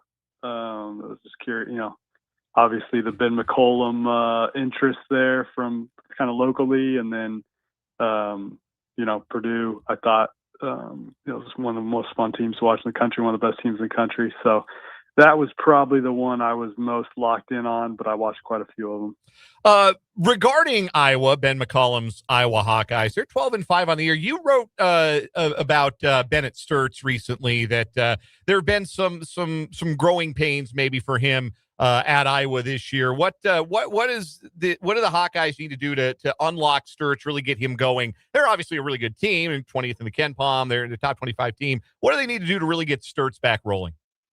Yeah, I think they did it against Purdue. They actually played terrific in that game. Sturts went for 19. The problem was Purdue went on a stretch in the second half where Braden Smith took over, and they didn't miss a shot forever. So I think Iowa, what I wrote about in our mailbag the other day, everybody else needs to be more aggressive, be willing to take shots. Kind of the ball needs to move a little bit more, and not just, it's almost kind of like what KU's problem was when Darren Peterson was out there and they were just doing everything they could to get him a shot, right? Instead of everybody looking for theirs and being aggressive. And I think Iowa was going through that a little bit. So they were better last night. Sturts was one of three guys in double figures. He had 19. He played a lot better. CJ Moore of The Athletic is our guest. This is the Big 12 basketball breakdown here on 580 Sports Talk. You mentioned Kansas, so let's go there first as we hone in on the Big 12 here a little bit. KU, big winners on Tuesday night, 84-63 over Iowa State. We've seen Kansas have some impressive home wins against higher-ranked, top 5 opposition the last couple of years. They beat Houston pretty soundly at Allen Fieldhouse 2 years ago. They crushed Iowa State at Allen Fieldhouse about midway through last Big 12 season. They haven't followed those performances with inspiring performances after that. Now, obviously, this is a different basketball team, but what are you most optimistic about being a sign that this is a game for Kansas to be able to grow on rather than maybe a false dawn? I think that, sorry, I kind of missed the last part of that. My editor's writing me a message. I think that the difference between the last 2 years and this season is there's hope in that the last 2 years, you knew what that team was. They kind of peaked early. You knew what their limitations were. They were old. This group is kind of new. You got Darren Peterson. Obviously, we haven't been able to see the full-on DP, right? Because of his injuries and whatever else he's been going through. So I think that there's hope that this Kansas team can get better. That game the other day obviously provided even more hope. And now they're in a pretty good spot to where if they're any good, even if they play poorly, they should beat Baylor at home. Baylor's probably not an NCAA tournament team this year. Then you go on the road at Colorado and on the road at K-State. Those are two of the worst teams in the league. You should beat those two. So they're in a pretty good spot where they should win their next 3 if they really are, turning the corner and can get better. But I see this as a team that should continue to get better over the next month or two as a tournament gets closer, just because they have better talent than they've had the last 2 years. I still think there's a hole on the inside. They could use one more good big, but there is more upside on this roster than they've had recently. Aside from Peterson related optimism, what did you see Tuesday night that you felt like was a blueprint or potentially a blueprint for future success for Kansas that maybe they didn't show in their first 3 Big 12 games? Yeah, I think the effort and focus on the defensive end, that's what was really lacking in those first 3 games. And, Iowa State missed some good looks. But overall, I thought KU, executed its scouting report, did a lot better job just strictly guarding than it had done the first 3 games. And that's what this team has to be. Like, they've got to be elite defensively. They were 5th in the country in defense going into Big 12 play and had been just atrocious those first 3 games. So like I clipped a bunch of defensive mistakes in the West Virginia game. Like, it wasn't hard to find. And I think the mistakes were pretty limited against Iowa State. So that was promising. Then, like Self talked about after the game, like, everybody's got to be aggressive. It can't just be, we want to get Peterson a shot. Everybody's got to be, playing their role. And I think they did that in a much better job in that game. We're speaking to CJ Moore of The Athletic. You can catch his writing at theathletic.com, along with the outstanding college basketball staff at that website. You can catch him Thursdays here in the Big 12 Basketball Breakdown on the Fleming Place Wine and Spirits Hotline. Kansas State is now 0-4 in the Big 12 Conference, and it was not a team coming in that anybody was painting as a Big 12 contender, but I don't think anybody figured they'd be one of the 2 or 3 worst teams in the entire league down in the basement with the likes of Colorado and Utah. That certainly appears to be where Kansas State is ticketed after an uninspiring loss to UCF last night. Is there anything more to a diagnosis of that team beyond they just don't have the horses? Or do you think there's something else that's holding Kansas State back a little bit, whether it's tangible or intangible? Well, I'll be honest, I've quit watching their games because why? They're not any good, right? Like, right. I usually pay attention to most of the good teams. Yeah, I only watch so many games. You like to watch good basketball, CJ. We understand. Yeah. That. I was at the Nebraska game earlier this year. So they played well in that game. They're capable of playing well against good teams and competing against good teams. I don't think they have the horses up front. Like, I think their front court is lacking. But they do have talented perimeter players, PJ Haggerty obviously being one of them. But you look at their they just don't guard. They just don't play very good defense. I think, and the offense is 16th in Big 12 play. So if you're a team that's supposed to rely on 3-point shooting, and you're shooting 25.4% in conference play, that is a ton. So not only are they not very good defensively, but they're not shooting the ball well. And I just don't think there's a lot of room for error for them. Like, they've got to shoot it well, and they've got to figure out a way to play better defense. But that's just, the first 3 years of the Tang era, they did have pretty good defensive numbers, but this team so far has not. Ended up being an entertaining night in the Big 12 late last night. Both Arizona and BYU found themselves in dogfights at home. Arizona able to hold off Arizona State 89-82. BYU handled TCU 76-70. I think the more interesting game there is BYU-TCU, because TCU to me feels like a bit of a Jekyll and Hyde team. When they're good, they can play with anybody. They've also got a loss to New Orleans on their schedule. What do you make of the Horned Frogs this year? Does that feel like a team that is capable of an NCAA tournament berth, or are they just too Jekyll and Hyde for you? I think they'll have a hard time getting enough wins in the big. Like, they've got to probably, because they're non-conference, they've got to win that win over Florida, which should age well. But they've got to finish probably at least 500 in Big 12 play to get to the tournament. They might be capable of that. I do think they're a lot better than I thought they'd be. David Punch is guarding at Iowa, but I wasn't sure. He's a fun offensive player, but I wasn't sure defensively. He could be on a decent defensive team, but he has. Like, they're a good defensive team.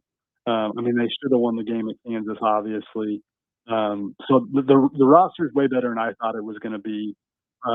They've now played BYU and Arizona fairly close. They've got a shot. Like, they'll be one of those teams that's probably on the bubble. I would guess they're on the wrong side of it, but I wouldn't be shocked if they find their way in.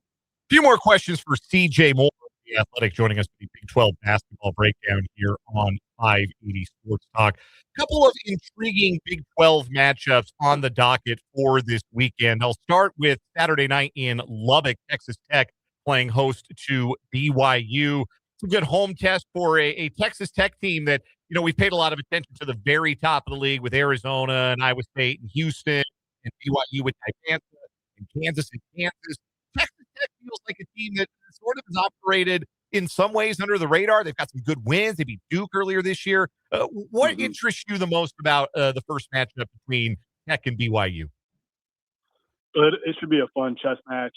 Both teams, really, really spread the floor, shoot a fair number of threes, and just have Texas Tech's built around their 2 stars, BYU's built around their 3 stars, and those guys have played pretty well in big time games so far this year, put up big numbers. That should be a high scoring, just fun game and kind of fun chess matches they try to figure out. They're both teams that, try to pick on mismatches, that kind of stuff. So I look forward to watching that one just because it should be a game of big runs and a lot of offense. The other one that stands out from Saturday, Arizona survived that scare from Arizona State on their home floor last night. One of 2 unbeatens left in the country now, just them and Nebraska. Boy, I wish I could have bet on those 2 being the final undefeated at about the midway point of the regular season. I could have made some money on that. Arizona's on the road at UCF. UCF is now 14-2.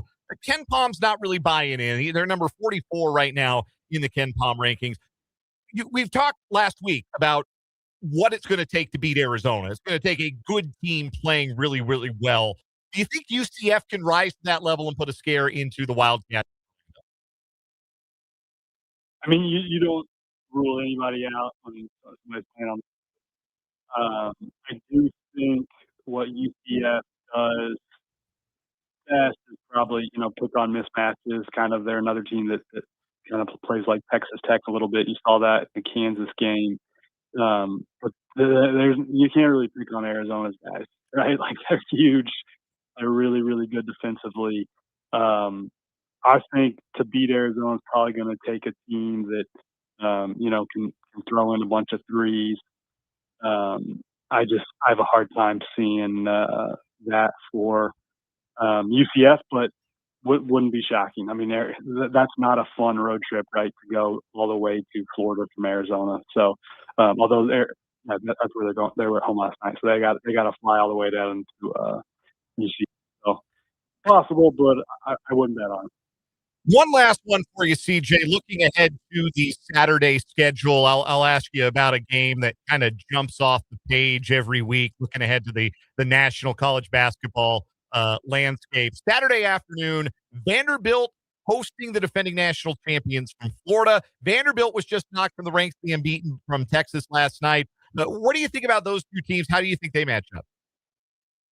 Yeah, it's a really, really, really tough matchup for Vandy because if you watched the game last night, Texas size gave Vandy issues. This big kid, and he had a really, really good game.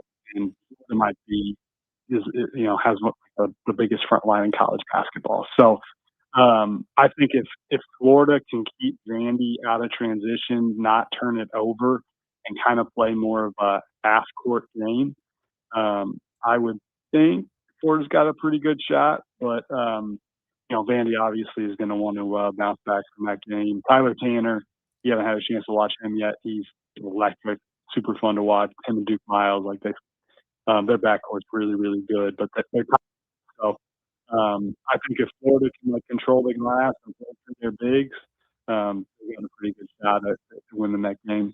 But it is at Vanderbilt, so part of it will be tough.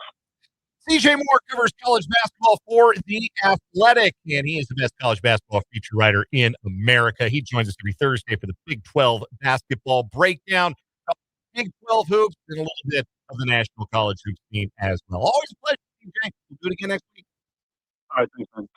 That is CJ Moore. We'll take a time out here and come back and wrap up this 4 o'clock hour of 580 Sports Talk.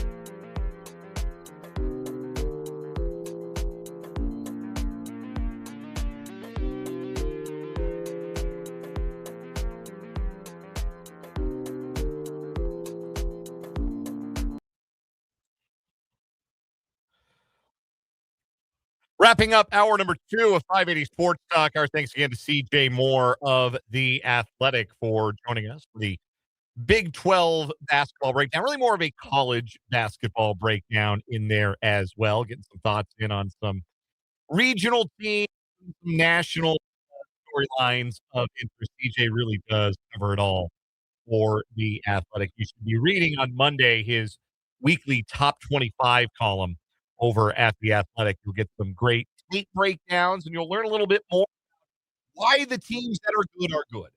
And that's a great way to stay abreast of the college basketball scene, reading CJ's top 25 every Monday. And you should read everything CJ writes.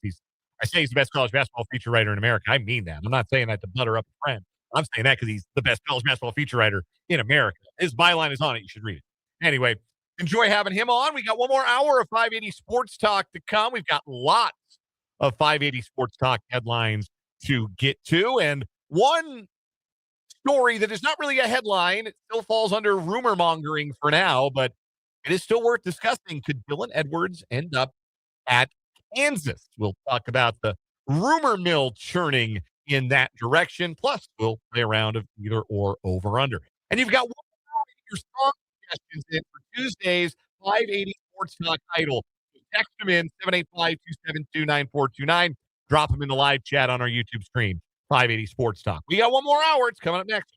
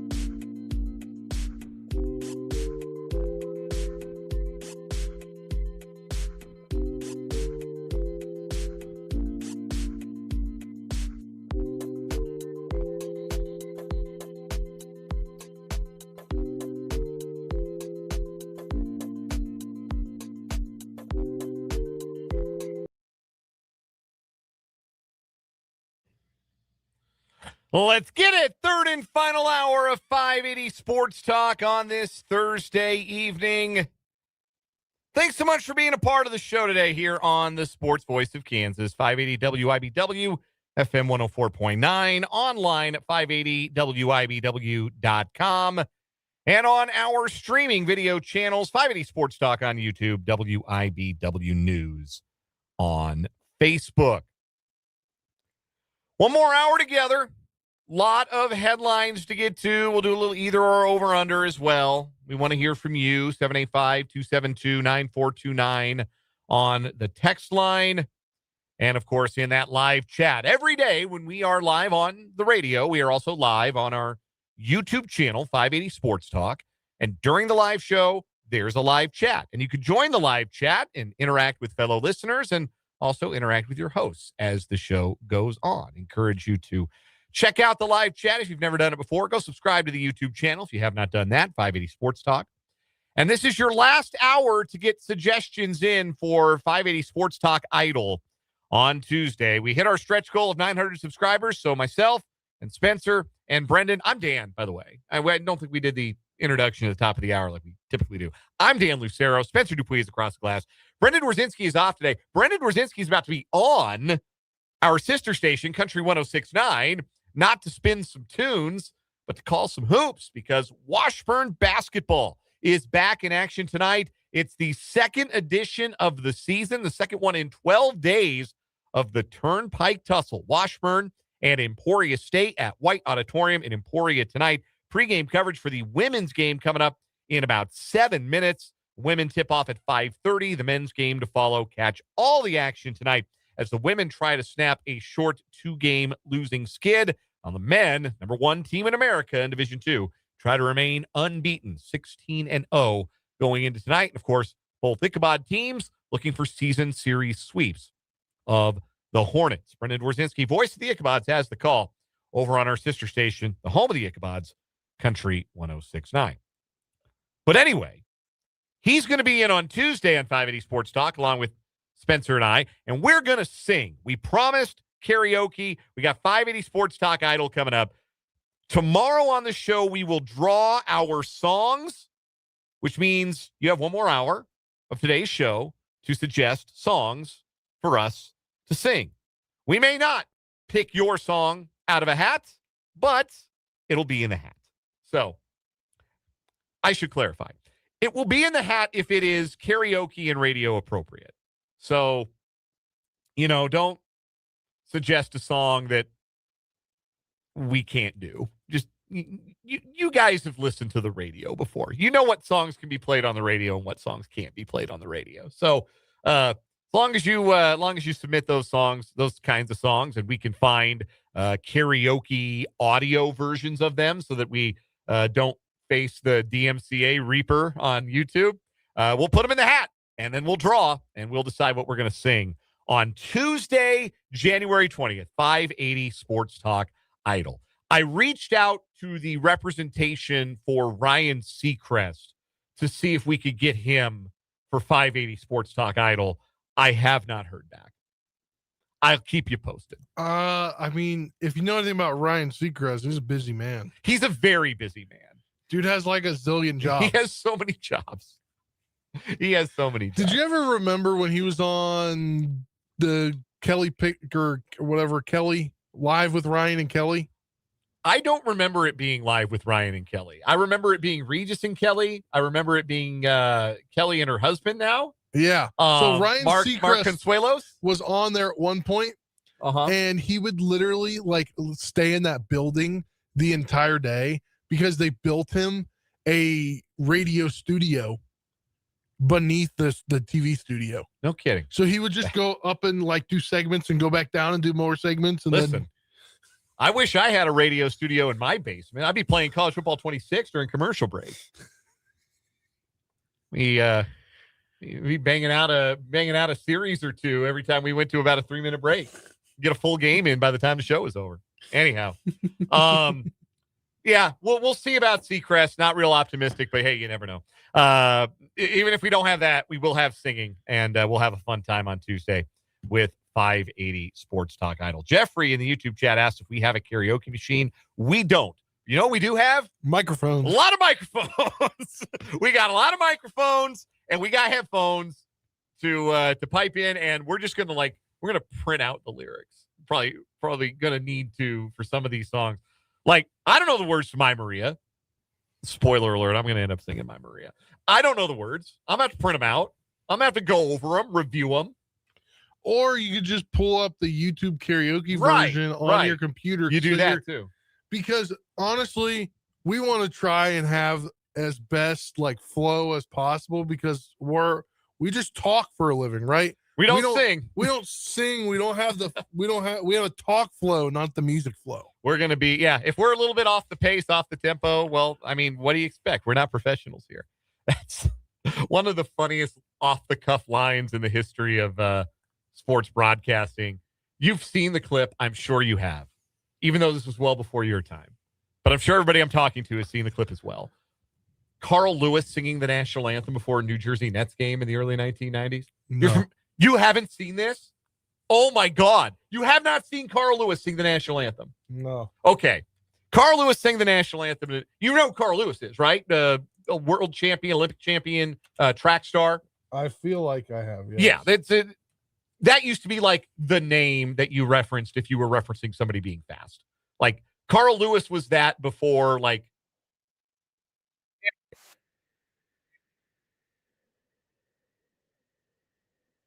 and it was dreadful. At one point, his voice cracked so bad that the arena began to laugh, and Carl Lewis went, uh-oh, and then promised, I'm going to make up for it now, and then went on to finish the rest of the song. They played it on SportsCenter, and it reduced Charlie Steiner to tears. He was laughing so hard.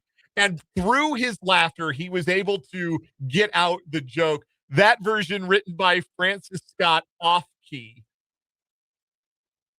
Because Francis Scott Key wrote Star Spangled Banner. Anyway, it's a great, great line. You have to watch. I almost want you to watch it now. I almost want to play it for. Can we play it? Let's just play it. I don't think there's any rule that says we can't play Carl Lewis singing the national anthem. Funny enough, I actually have it up. Oh, do you? Let me see if I can't find. Do you have it? Which version do you have? Do you have the Charlie Steiner version? I have the re-upload, full version re-upload. It's going live right now. Oh, I don't know about the full version. Okay, go ahead. Do it.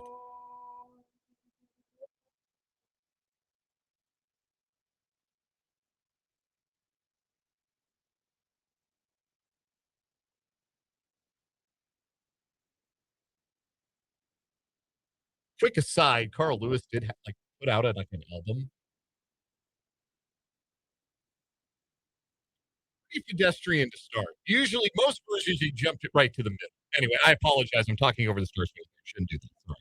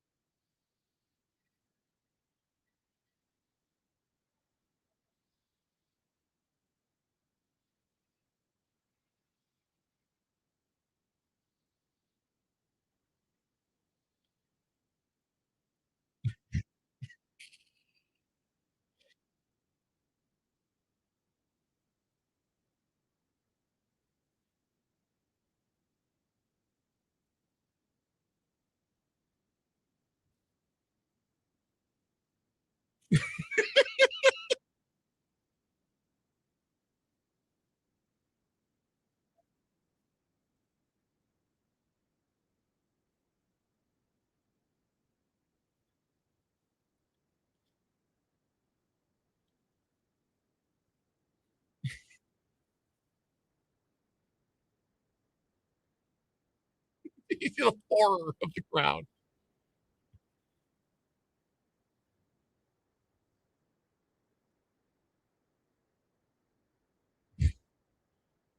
Anyway, go ahead and take the that's if you've never had the pleasure. That was the first for me. That's Carl Lewis singing the national anthem. Anyway, and maybe a preview of what it might sound like on Tuesday when we do 580 Sports Talk Idol. So anyway, that's what you got there. Anyhow, let's get into some headlines, shall we? Yeah, I think that's the point of this. Yeah, no great segue from that. So let's get into the segment here. There's a lot of local headlines. There's no like obvious place to start. So let's start. I mentioned earlier, Washburn-Ichabod basketball coming up tonight. Washburn men and women at Emporia State. Women's game tips off in 15 minutes. You can catch it with the voice of the Ichabods, Brendan Dworzinski, over on our sister station, Country 106.9. Today, the Bevo Francis Award, which is the award that goes to the top small college basketball player in the country, released its top 100 watch list from players from the Division II and Division III ranks, as well as the NAIA, the USCAA, and the NCCAA, which are both Christian college organizations. 3 Washburn-Ichabod men on the top 100 watch list. They are junior guard Jack Batchelor, sophomore forward Dylan Clausen, and junior guard Jeremiah Jones. Batchelor is at 15 points a game, leads the team in assists, and made 3-pointers. He's 22nd in the nation in total assists, 4th in the country in assist to turnover ratio, not radio. Dylan Clausen is the Ichabod scoring and rebounding leader, 16 points, 7 rebounds per game. He is 6th in the country in field goal percentage, making 66% of his shots. Jeremiah Jones scores 9 points and hauls down 4 rebounds a game, but he is the leader in the nation in steals with 53. He is ranked 3rd in the country in steals per game. A quick scroll of the finalist list also reveals a player from Southwestern College in Winfield, Kansas, Wyatt Bell, senior guard. Also a finalist for the award. There's a couple of MIAA players in here. Fort Hays State big man Dan McCuna is on this list. There's a player from Missouri Southern, Jordan Taylor, senior guard. There is Carmelo Yakubu from Bethel in Kansas is on the top 100 list as well. And then there's Lazarick Houston, the freshman guard from Central Missouri, also from the MIAA. So 3 Ichabods on the Bevo Francis Award watch list. Great honor for those players at the mid-year. Spencer, give us a headline. Yes, we have some official confirmed via multiple reporters of coaching departures for the Chiefs. We knew wide receiver coach, former quarterback Connor Embry was leaving the Chiefs, and as well as quality control coach Louis Adazio. He was leaving to take an offensive line coach position at UNLV. We now know that assistant defensive line coach Alex Whittingham has left, along with running back coach, former wide receiver Todd Pinkston. Never made sense with the Chiefs. Never made sense that a wide receiver was coaching the running backs. Yes. So, well, it never made sense that a quarterback was coaching the wide receivers either. True. Anyway. That is per Matt Derrick and Sam McDowell. So those are the current staff changes. If there are any more to follow, we'll see. But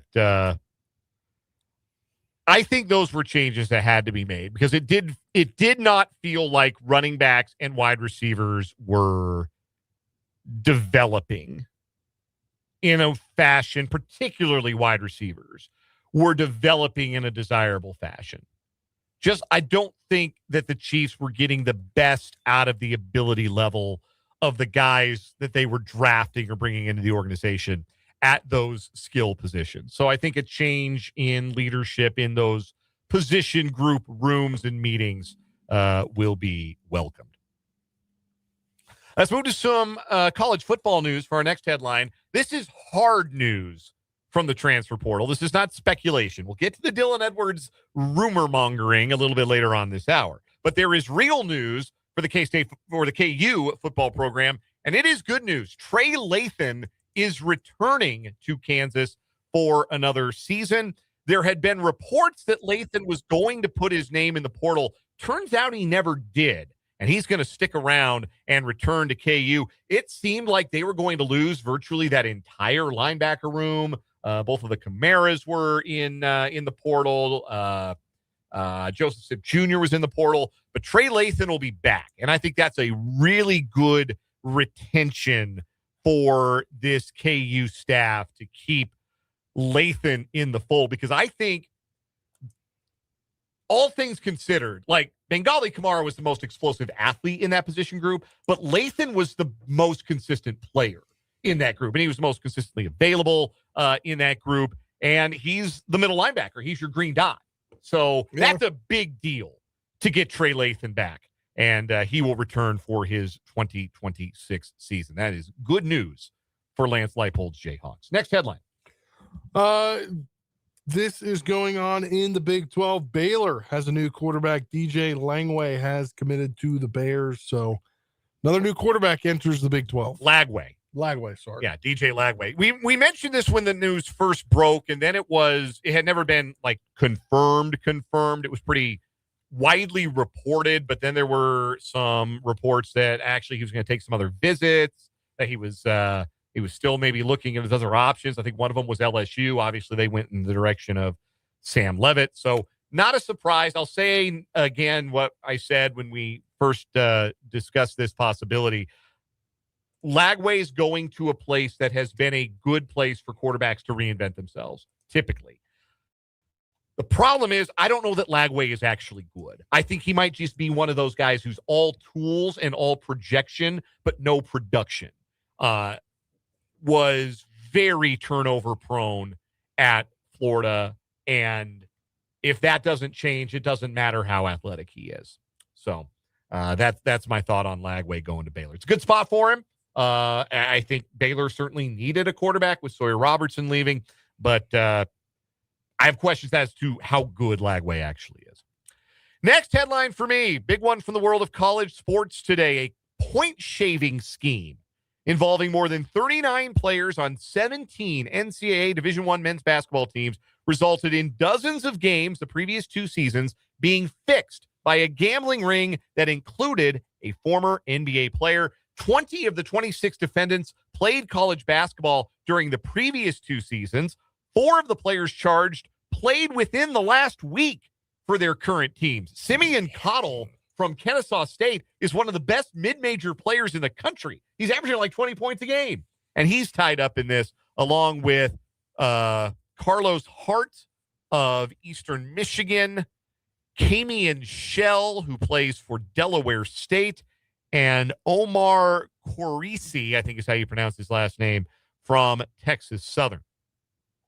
The allegations against the active players occurred at either their previous schools or in previous seasons. The schools named in the indictment were Abilene Christian, Alabama State, Buffalo, Coppin State, DePaul, Eastern Michigan, Fordham, Kennesaw State, LaSalle, New Orleans, Nichols State, North Carolina A&T, Northwestern State, Robert Morris, St. Louis, Southern Miss, and Tulane.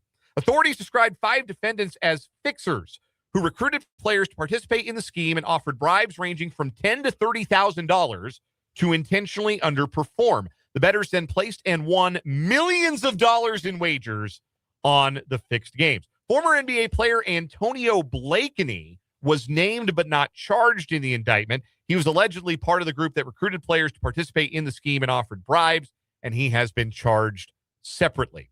The scheme initially focused on fixing Chinese Basketball Association games. That's where Blakeney comes in. He was a leading scorer in the CBA. He allegedly manipulated his own performance and recruited other players from his team to join. There's a text from the indictment from one of the co-conspirators, Shane Hennon, that read, quote, "Nothing guaranteed in this world but death, taxes, and Chinese basketball." I've got another one for you when it involves Alabama State and Southern Miss. Defendant Smith urged the Alabama State players to play poor defense, telling them to let the Southern Miss players lay it up. Person number 17 responded to the text messages, conveying his commitment to the scheme and explaining that Southern Miss was, quote, so bad, end quote, that players were having trouble throwing the game. Yeah. Because the idea was you were supposed to lose by more than you were supposed to lose by. Yeah. They were recruiting players from the underdog teams and telling you, hey, just don't cover. So I have a theory on this. There's not very many, well, I don't think there was any like huge teams named in this. Yeah, nothing bigger than the American Conference. One reason I mean, DePaul's a pretty big deal. I guess, yeah. But one reason I think a lot of lower teams were sought in this is because they just don't have the people in the athletic department to not investigate, but to like keep their eyes on things. That's like there's part of not it. a lot of compliance people. Mhm. There's one guy at a lot of these schools. Yeah, that's an interesting thought. And like I know from conversations that I've had with people that Marshall has had to up their compliance people because stuff like this is happening and they're so far behind that one guy can't do a job that compliance used to be able to do. So among the wagers listed in the indictment, somebody bet approximately $458,000 on Towson to beat North Carolina A&T. Listen. Dog, you got a problem. Not if you know you're going to win. But at the same time, if you are doing that, like it's like that story. You remember a couple years back, the college baseball betting scandal where it was it the Alabama head coach who called a buddy of his and was like, "Hey, my Friday starter's sick. We're going to get drummed by LSU tonight. Go and bet against baseball, us." right? Yeah, it was baseball. Yeah. This was like 2 years ago. Yeah. And then, so he had his buddy in Ohio go to the sports book at the Red Stadium and place a bet on a regular season SEC baseball game of like $15,000. Red flag immediately. Nobody is betting that kind of money on regular season SEC baseball. It's not happening. Hell, nobody's doing it on the SEC tournament. Likewise, I would bet that unless they make the NCAA tournament, the total number of dollars wagered on Towson basketball is probably not even half of $458,000 on a yearly basis. And somebody dropped 458 bands on them to beat North Carolina A&T. Other wagers, $424,000 on Kent State first half spread against Buffalo. That's not even just a game wager. That's just not, man, I'm letting it all ride on 40 minutes of basketball. No, I'm letting it all ride on 20 minutes of basketball. $275,000 on South Alabama first half spread against Southern Miss. $256,000 on Northern Kentucky to cover the first half spread against Robert Morris. Approximately $161,000 on Louisiana Lafayette to cover the first half spread again against Southern Miss. A wager of $168,300 on the Guangdong Southern Tigers. I love that detail. Some other wagers as well. Pete Thamel had the details on his social media. But like you mentioned, the smaller schools were probably easy targets for a multitude of reasons. I think you make a good point about the level of compliance at those schools not being what it is at bigger schools, so the players being easier targets. Also, the players making less NIL money, maybe, promised a big payout, get some dollar signs in their eyes, and they think, hey, man, nobody's going to notice. And the bettors probably thinking, yeah, nobody's going to make a stink about Towson, North Carolina A&T. This is where... Until you think about it. This is where legalizing gambling makes it easier to flag stuff like this so that the people who do it don't get away with it, get in trouble with it. The players get banned for life because it does not escape the regulators who watch things like this to see, that's some interesting activity on this Towson, North Carolina A&T game. So that is the argument for legalized sports betting, right? Because every time there's a story that comes out like this, everybody makes the same exact jokes. Like, oh yeah, this reporting from ESPN on this story is brought to you by ESPN Bet. Like, yeah, we get it. You're funny. But everybody makes those same jokes. But it is true that the widespread legalization and regulation of sports gambling makes it easier to snuff this stuff out. Unfortunately, the flip side is also true, that it makes it easier to pull this stuff off because we all walk around with casinos in our pockets. Yeah. We've all got a casino in our pockets. That's kind of bad. Like, that's not great. There maybe ought to be some more guardrails on the casinos in our pockets. But, this is another big story. And look, there's nothing new under the sun. We had text from the 785 that asked about Arizona State. There was a point-shaving scandal there in the 90s. Headache Smith, that was his name. His nickname was Headache. Steven Smith was his name. They called him Headache. He set up a point-shaving scandal. There was Boston College in the 70s. That one involved Henry Hill from Goodfellas. That involved, they mention it in Goodfellas, kind of obliquely, but the Boston College point shaving scandal in the 70s, that had mafia ties to it. City College of New York, the only team to ever win the NIT and the NCAA tournament in the same year. The very next season, they had kids get kicked off their team for throwing games, for manipulating games. So nothing new under the sun. Kentucky, there was a scandal at Kentucky in the 50s. Nothing new under the sun. This is just college kids looking for an easy payout and bettors, people with a lot of money, seeing it easy marks. And it's unfortunate that those kids couldn't get past those dollar signs in their eyes because their basketball careers are over and maybe their lives as free people going to be over for a while. Do we have? Yeah, we do. Let's do some NFL injury news, Spencer, because there's some noteworthy injury news for Saturday night's NFC playoff game. Yeah, Dan, your favorite team, the guy that you're not committal on as a good quarterback, To put it mildly, Sam Darnold reported today. It was reported in the injury report that he had oblique. He hurt his oblique. He said basically that he was going to play, though. Yeah, so he says it is close to a 0% chance that he sits out. It's in his left side. It flared up today while he was just throwing some passes, which that doesn't seem great. You're just throwing against air and you feel a twinge. That doesn't feel awesome. But league rules, you show up, you pop up as limited on the injury report after not being hurt all week. Generally speaking, you're going to appear as questionable for the game. Sounds like he's going to go. Does not sound like Fred Warner is going to make it back, even though his practice window is open. The star linebacker for the 49ers will not be activated from injured reserve in time for Saturday night's wild card clash in Seattle. I got some other injury news. It appears Nico Collins didn't practice today.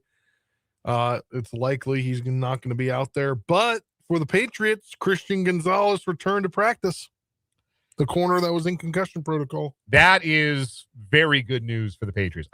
We'll make our picks on tomorrow's show. I'm kind of leaning toward picking the Texans in that game, but that's a big blow. The Texans losing wide receiver 1 and the Patriots getting cornerback number 1 back. That is a big deal. Also, the Falcons and the Dolphins have completed interviews with Jesse Minter for their head coaching job, and 49ers defensive coordinator Robert Saleh is scheduled to meet late tonight with the Cardinals for their head coaching job. So that'll do it for our 580 Sports Talk headlines. We'll come back. We'll play a little bit of either or over under next here on 580 Sports Talk.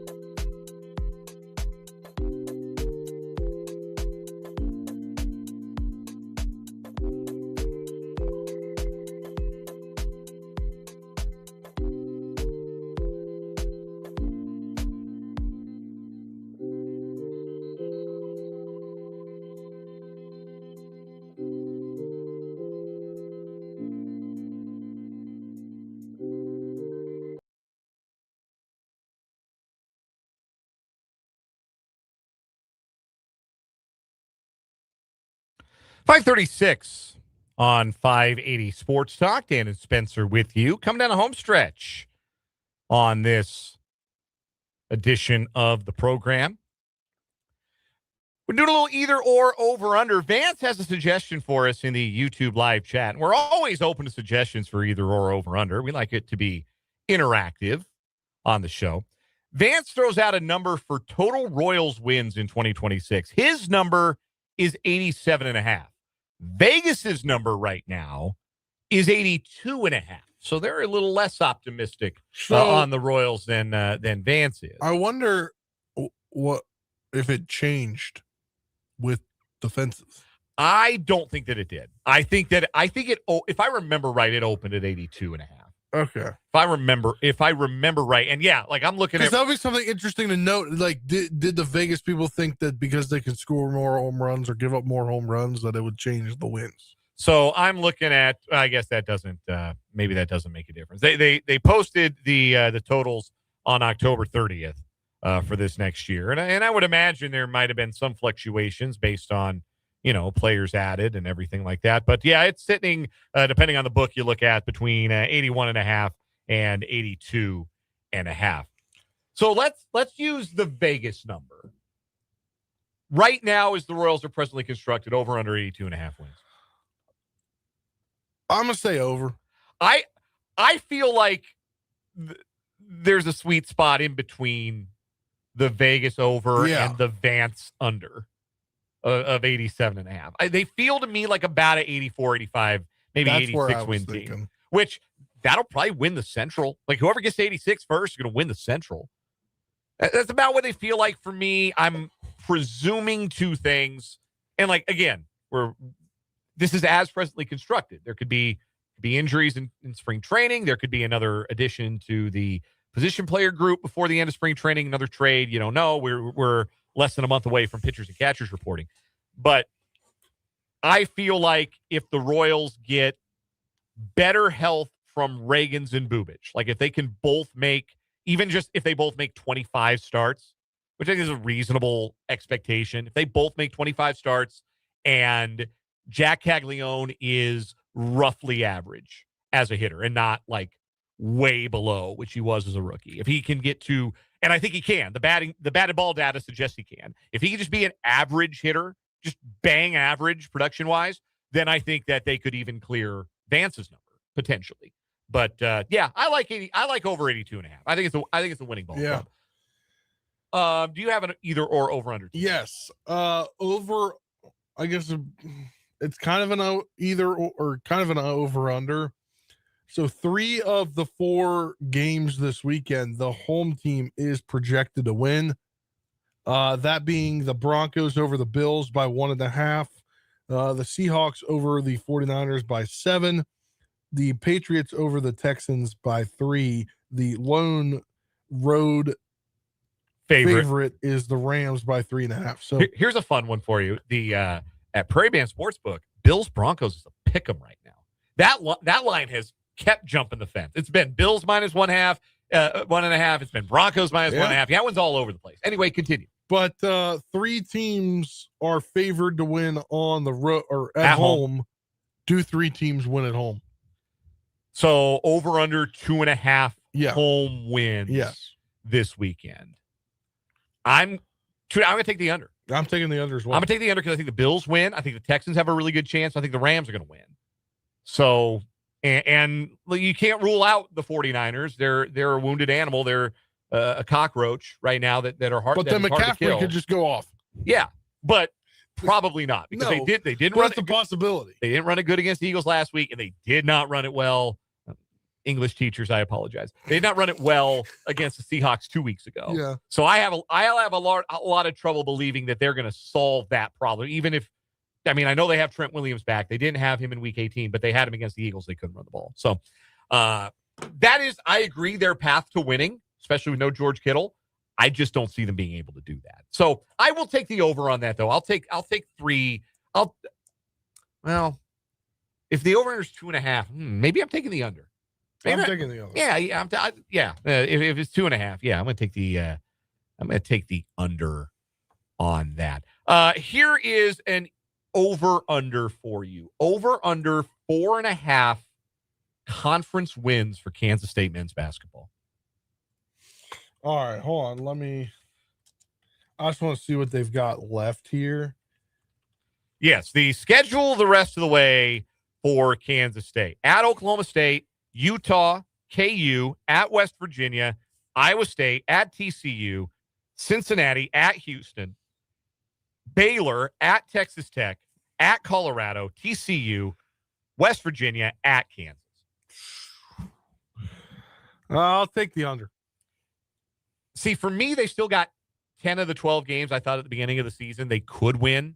Like, they can't beat Utah at home. If they can't beat Cincinnati, looks wretched. I think they're somehow going to beat Kansas at home. You think they still will, or you think they won't? I think they will. It'd be a great bit. It's a bit. Like, I'm here for the bit. It would be a great bit. Jerome Tang, 4-0. No, court storming here. Let me jump up in the crowd with you guys in the student section. That was entirely justified at the time. Entirely justified at the moment. One of the most electrifying sporting events I've ever been to. Even though I was all the way up in the rafters. I was sitting next to Rolando Blackman's retired number that night at Bramlage. It was incredible. 4.5. I go over just because it's really hard to be that bad. But maybe they are. Maybe they are that bad. It doesn't look good. I think that if it's the over, it's not by much. I don't see much more than 5, maybe 6 conference wins. But Colorado's sorry, Utah's sorry, Cincinnati's sorry, Baylor's sorry, but also Kansas State is sorry. So I'll be interested to see if it comes out, but 2, do they follow the KU method and have a players only meeting? Well, that's just it. To have a players only meeting, you got to have players who are your leaders, and I just don't think they have players who lead. I don't think that is a player-led program right now. That's true. If Jerome Tang can get up on the podium after that game and say, I don't know why we didn't play with the desperation that we needed. I know what it takes to win in this league. I know desperate teams win. I don't know why we weren't that team.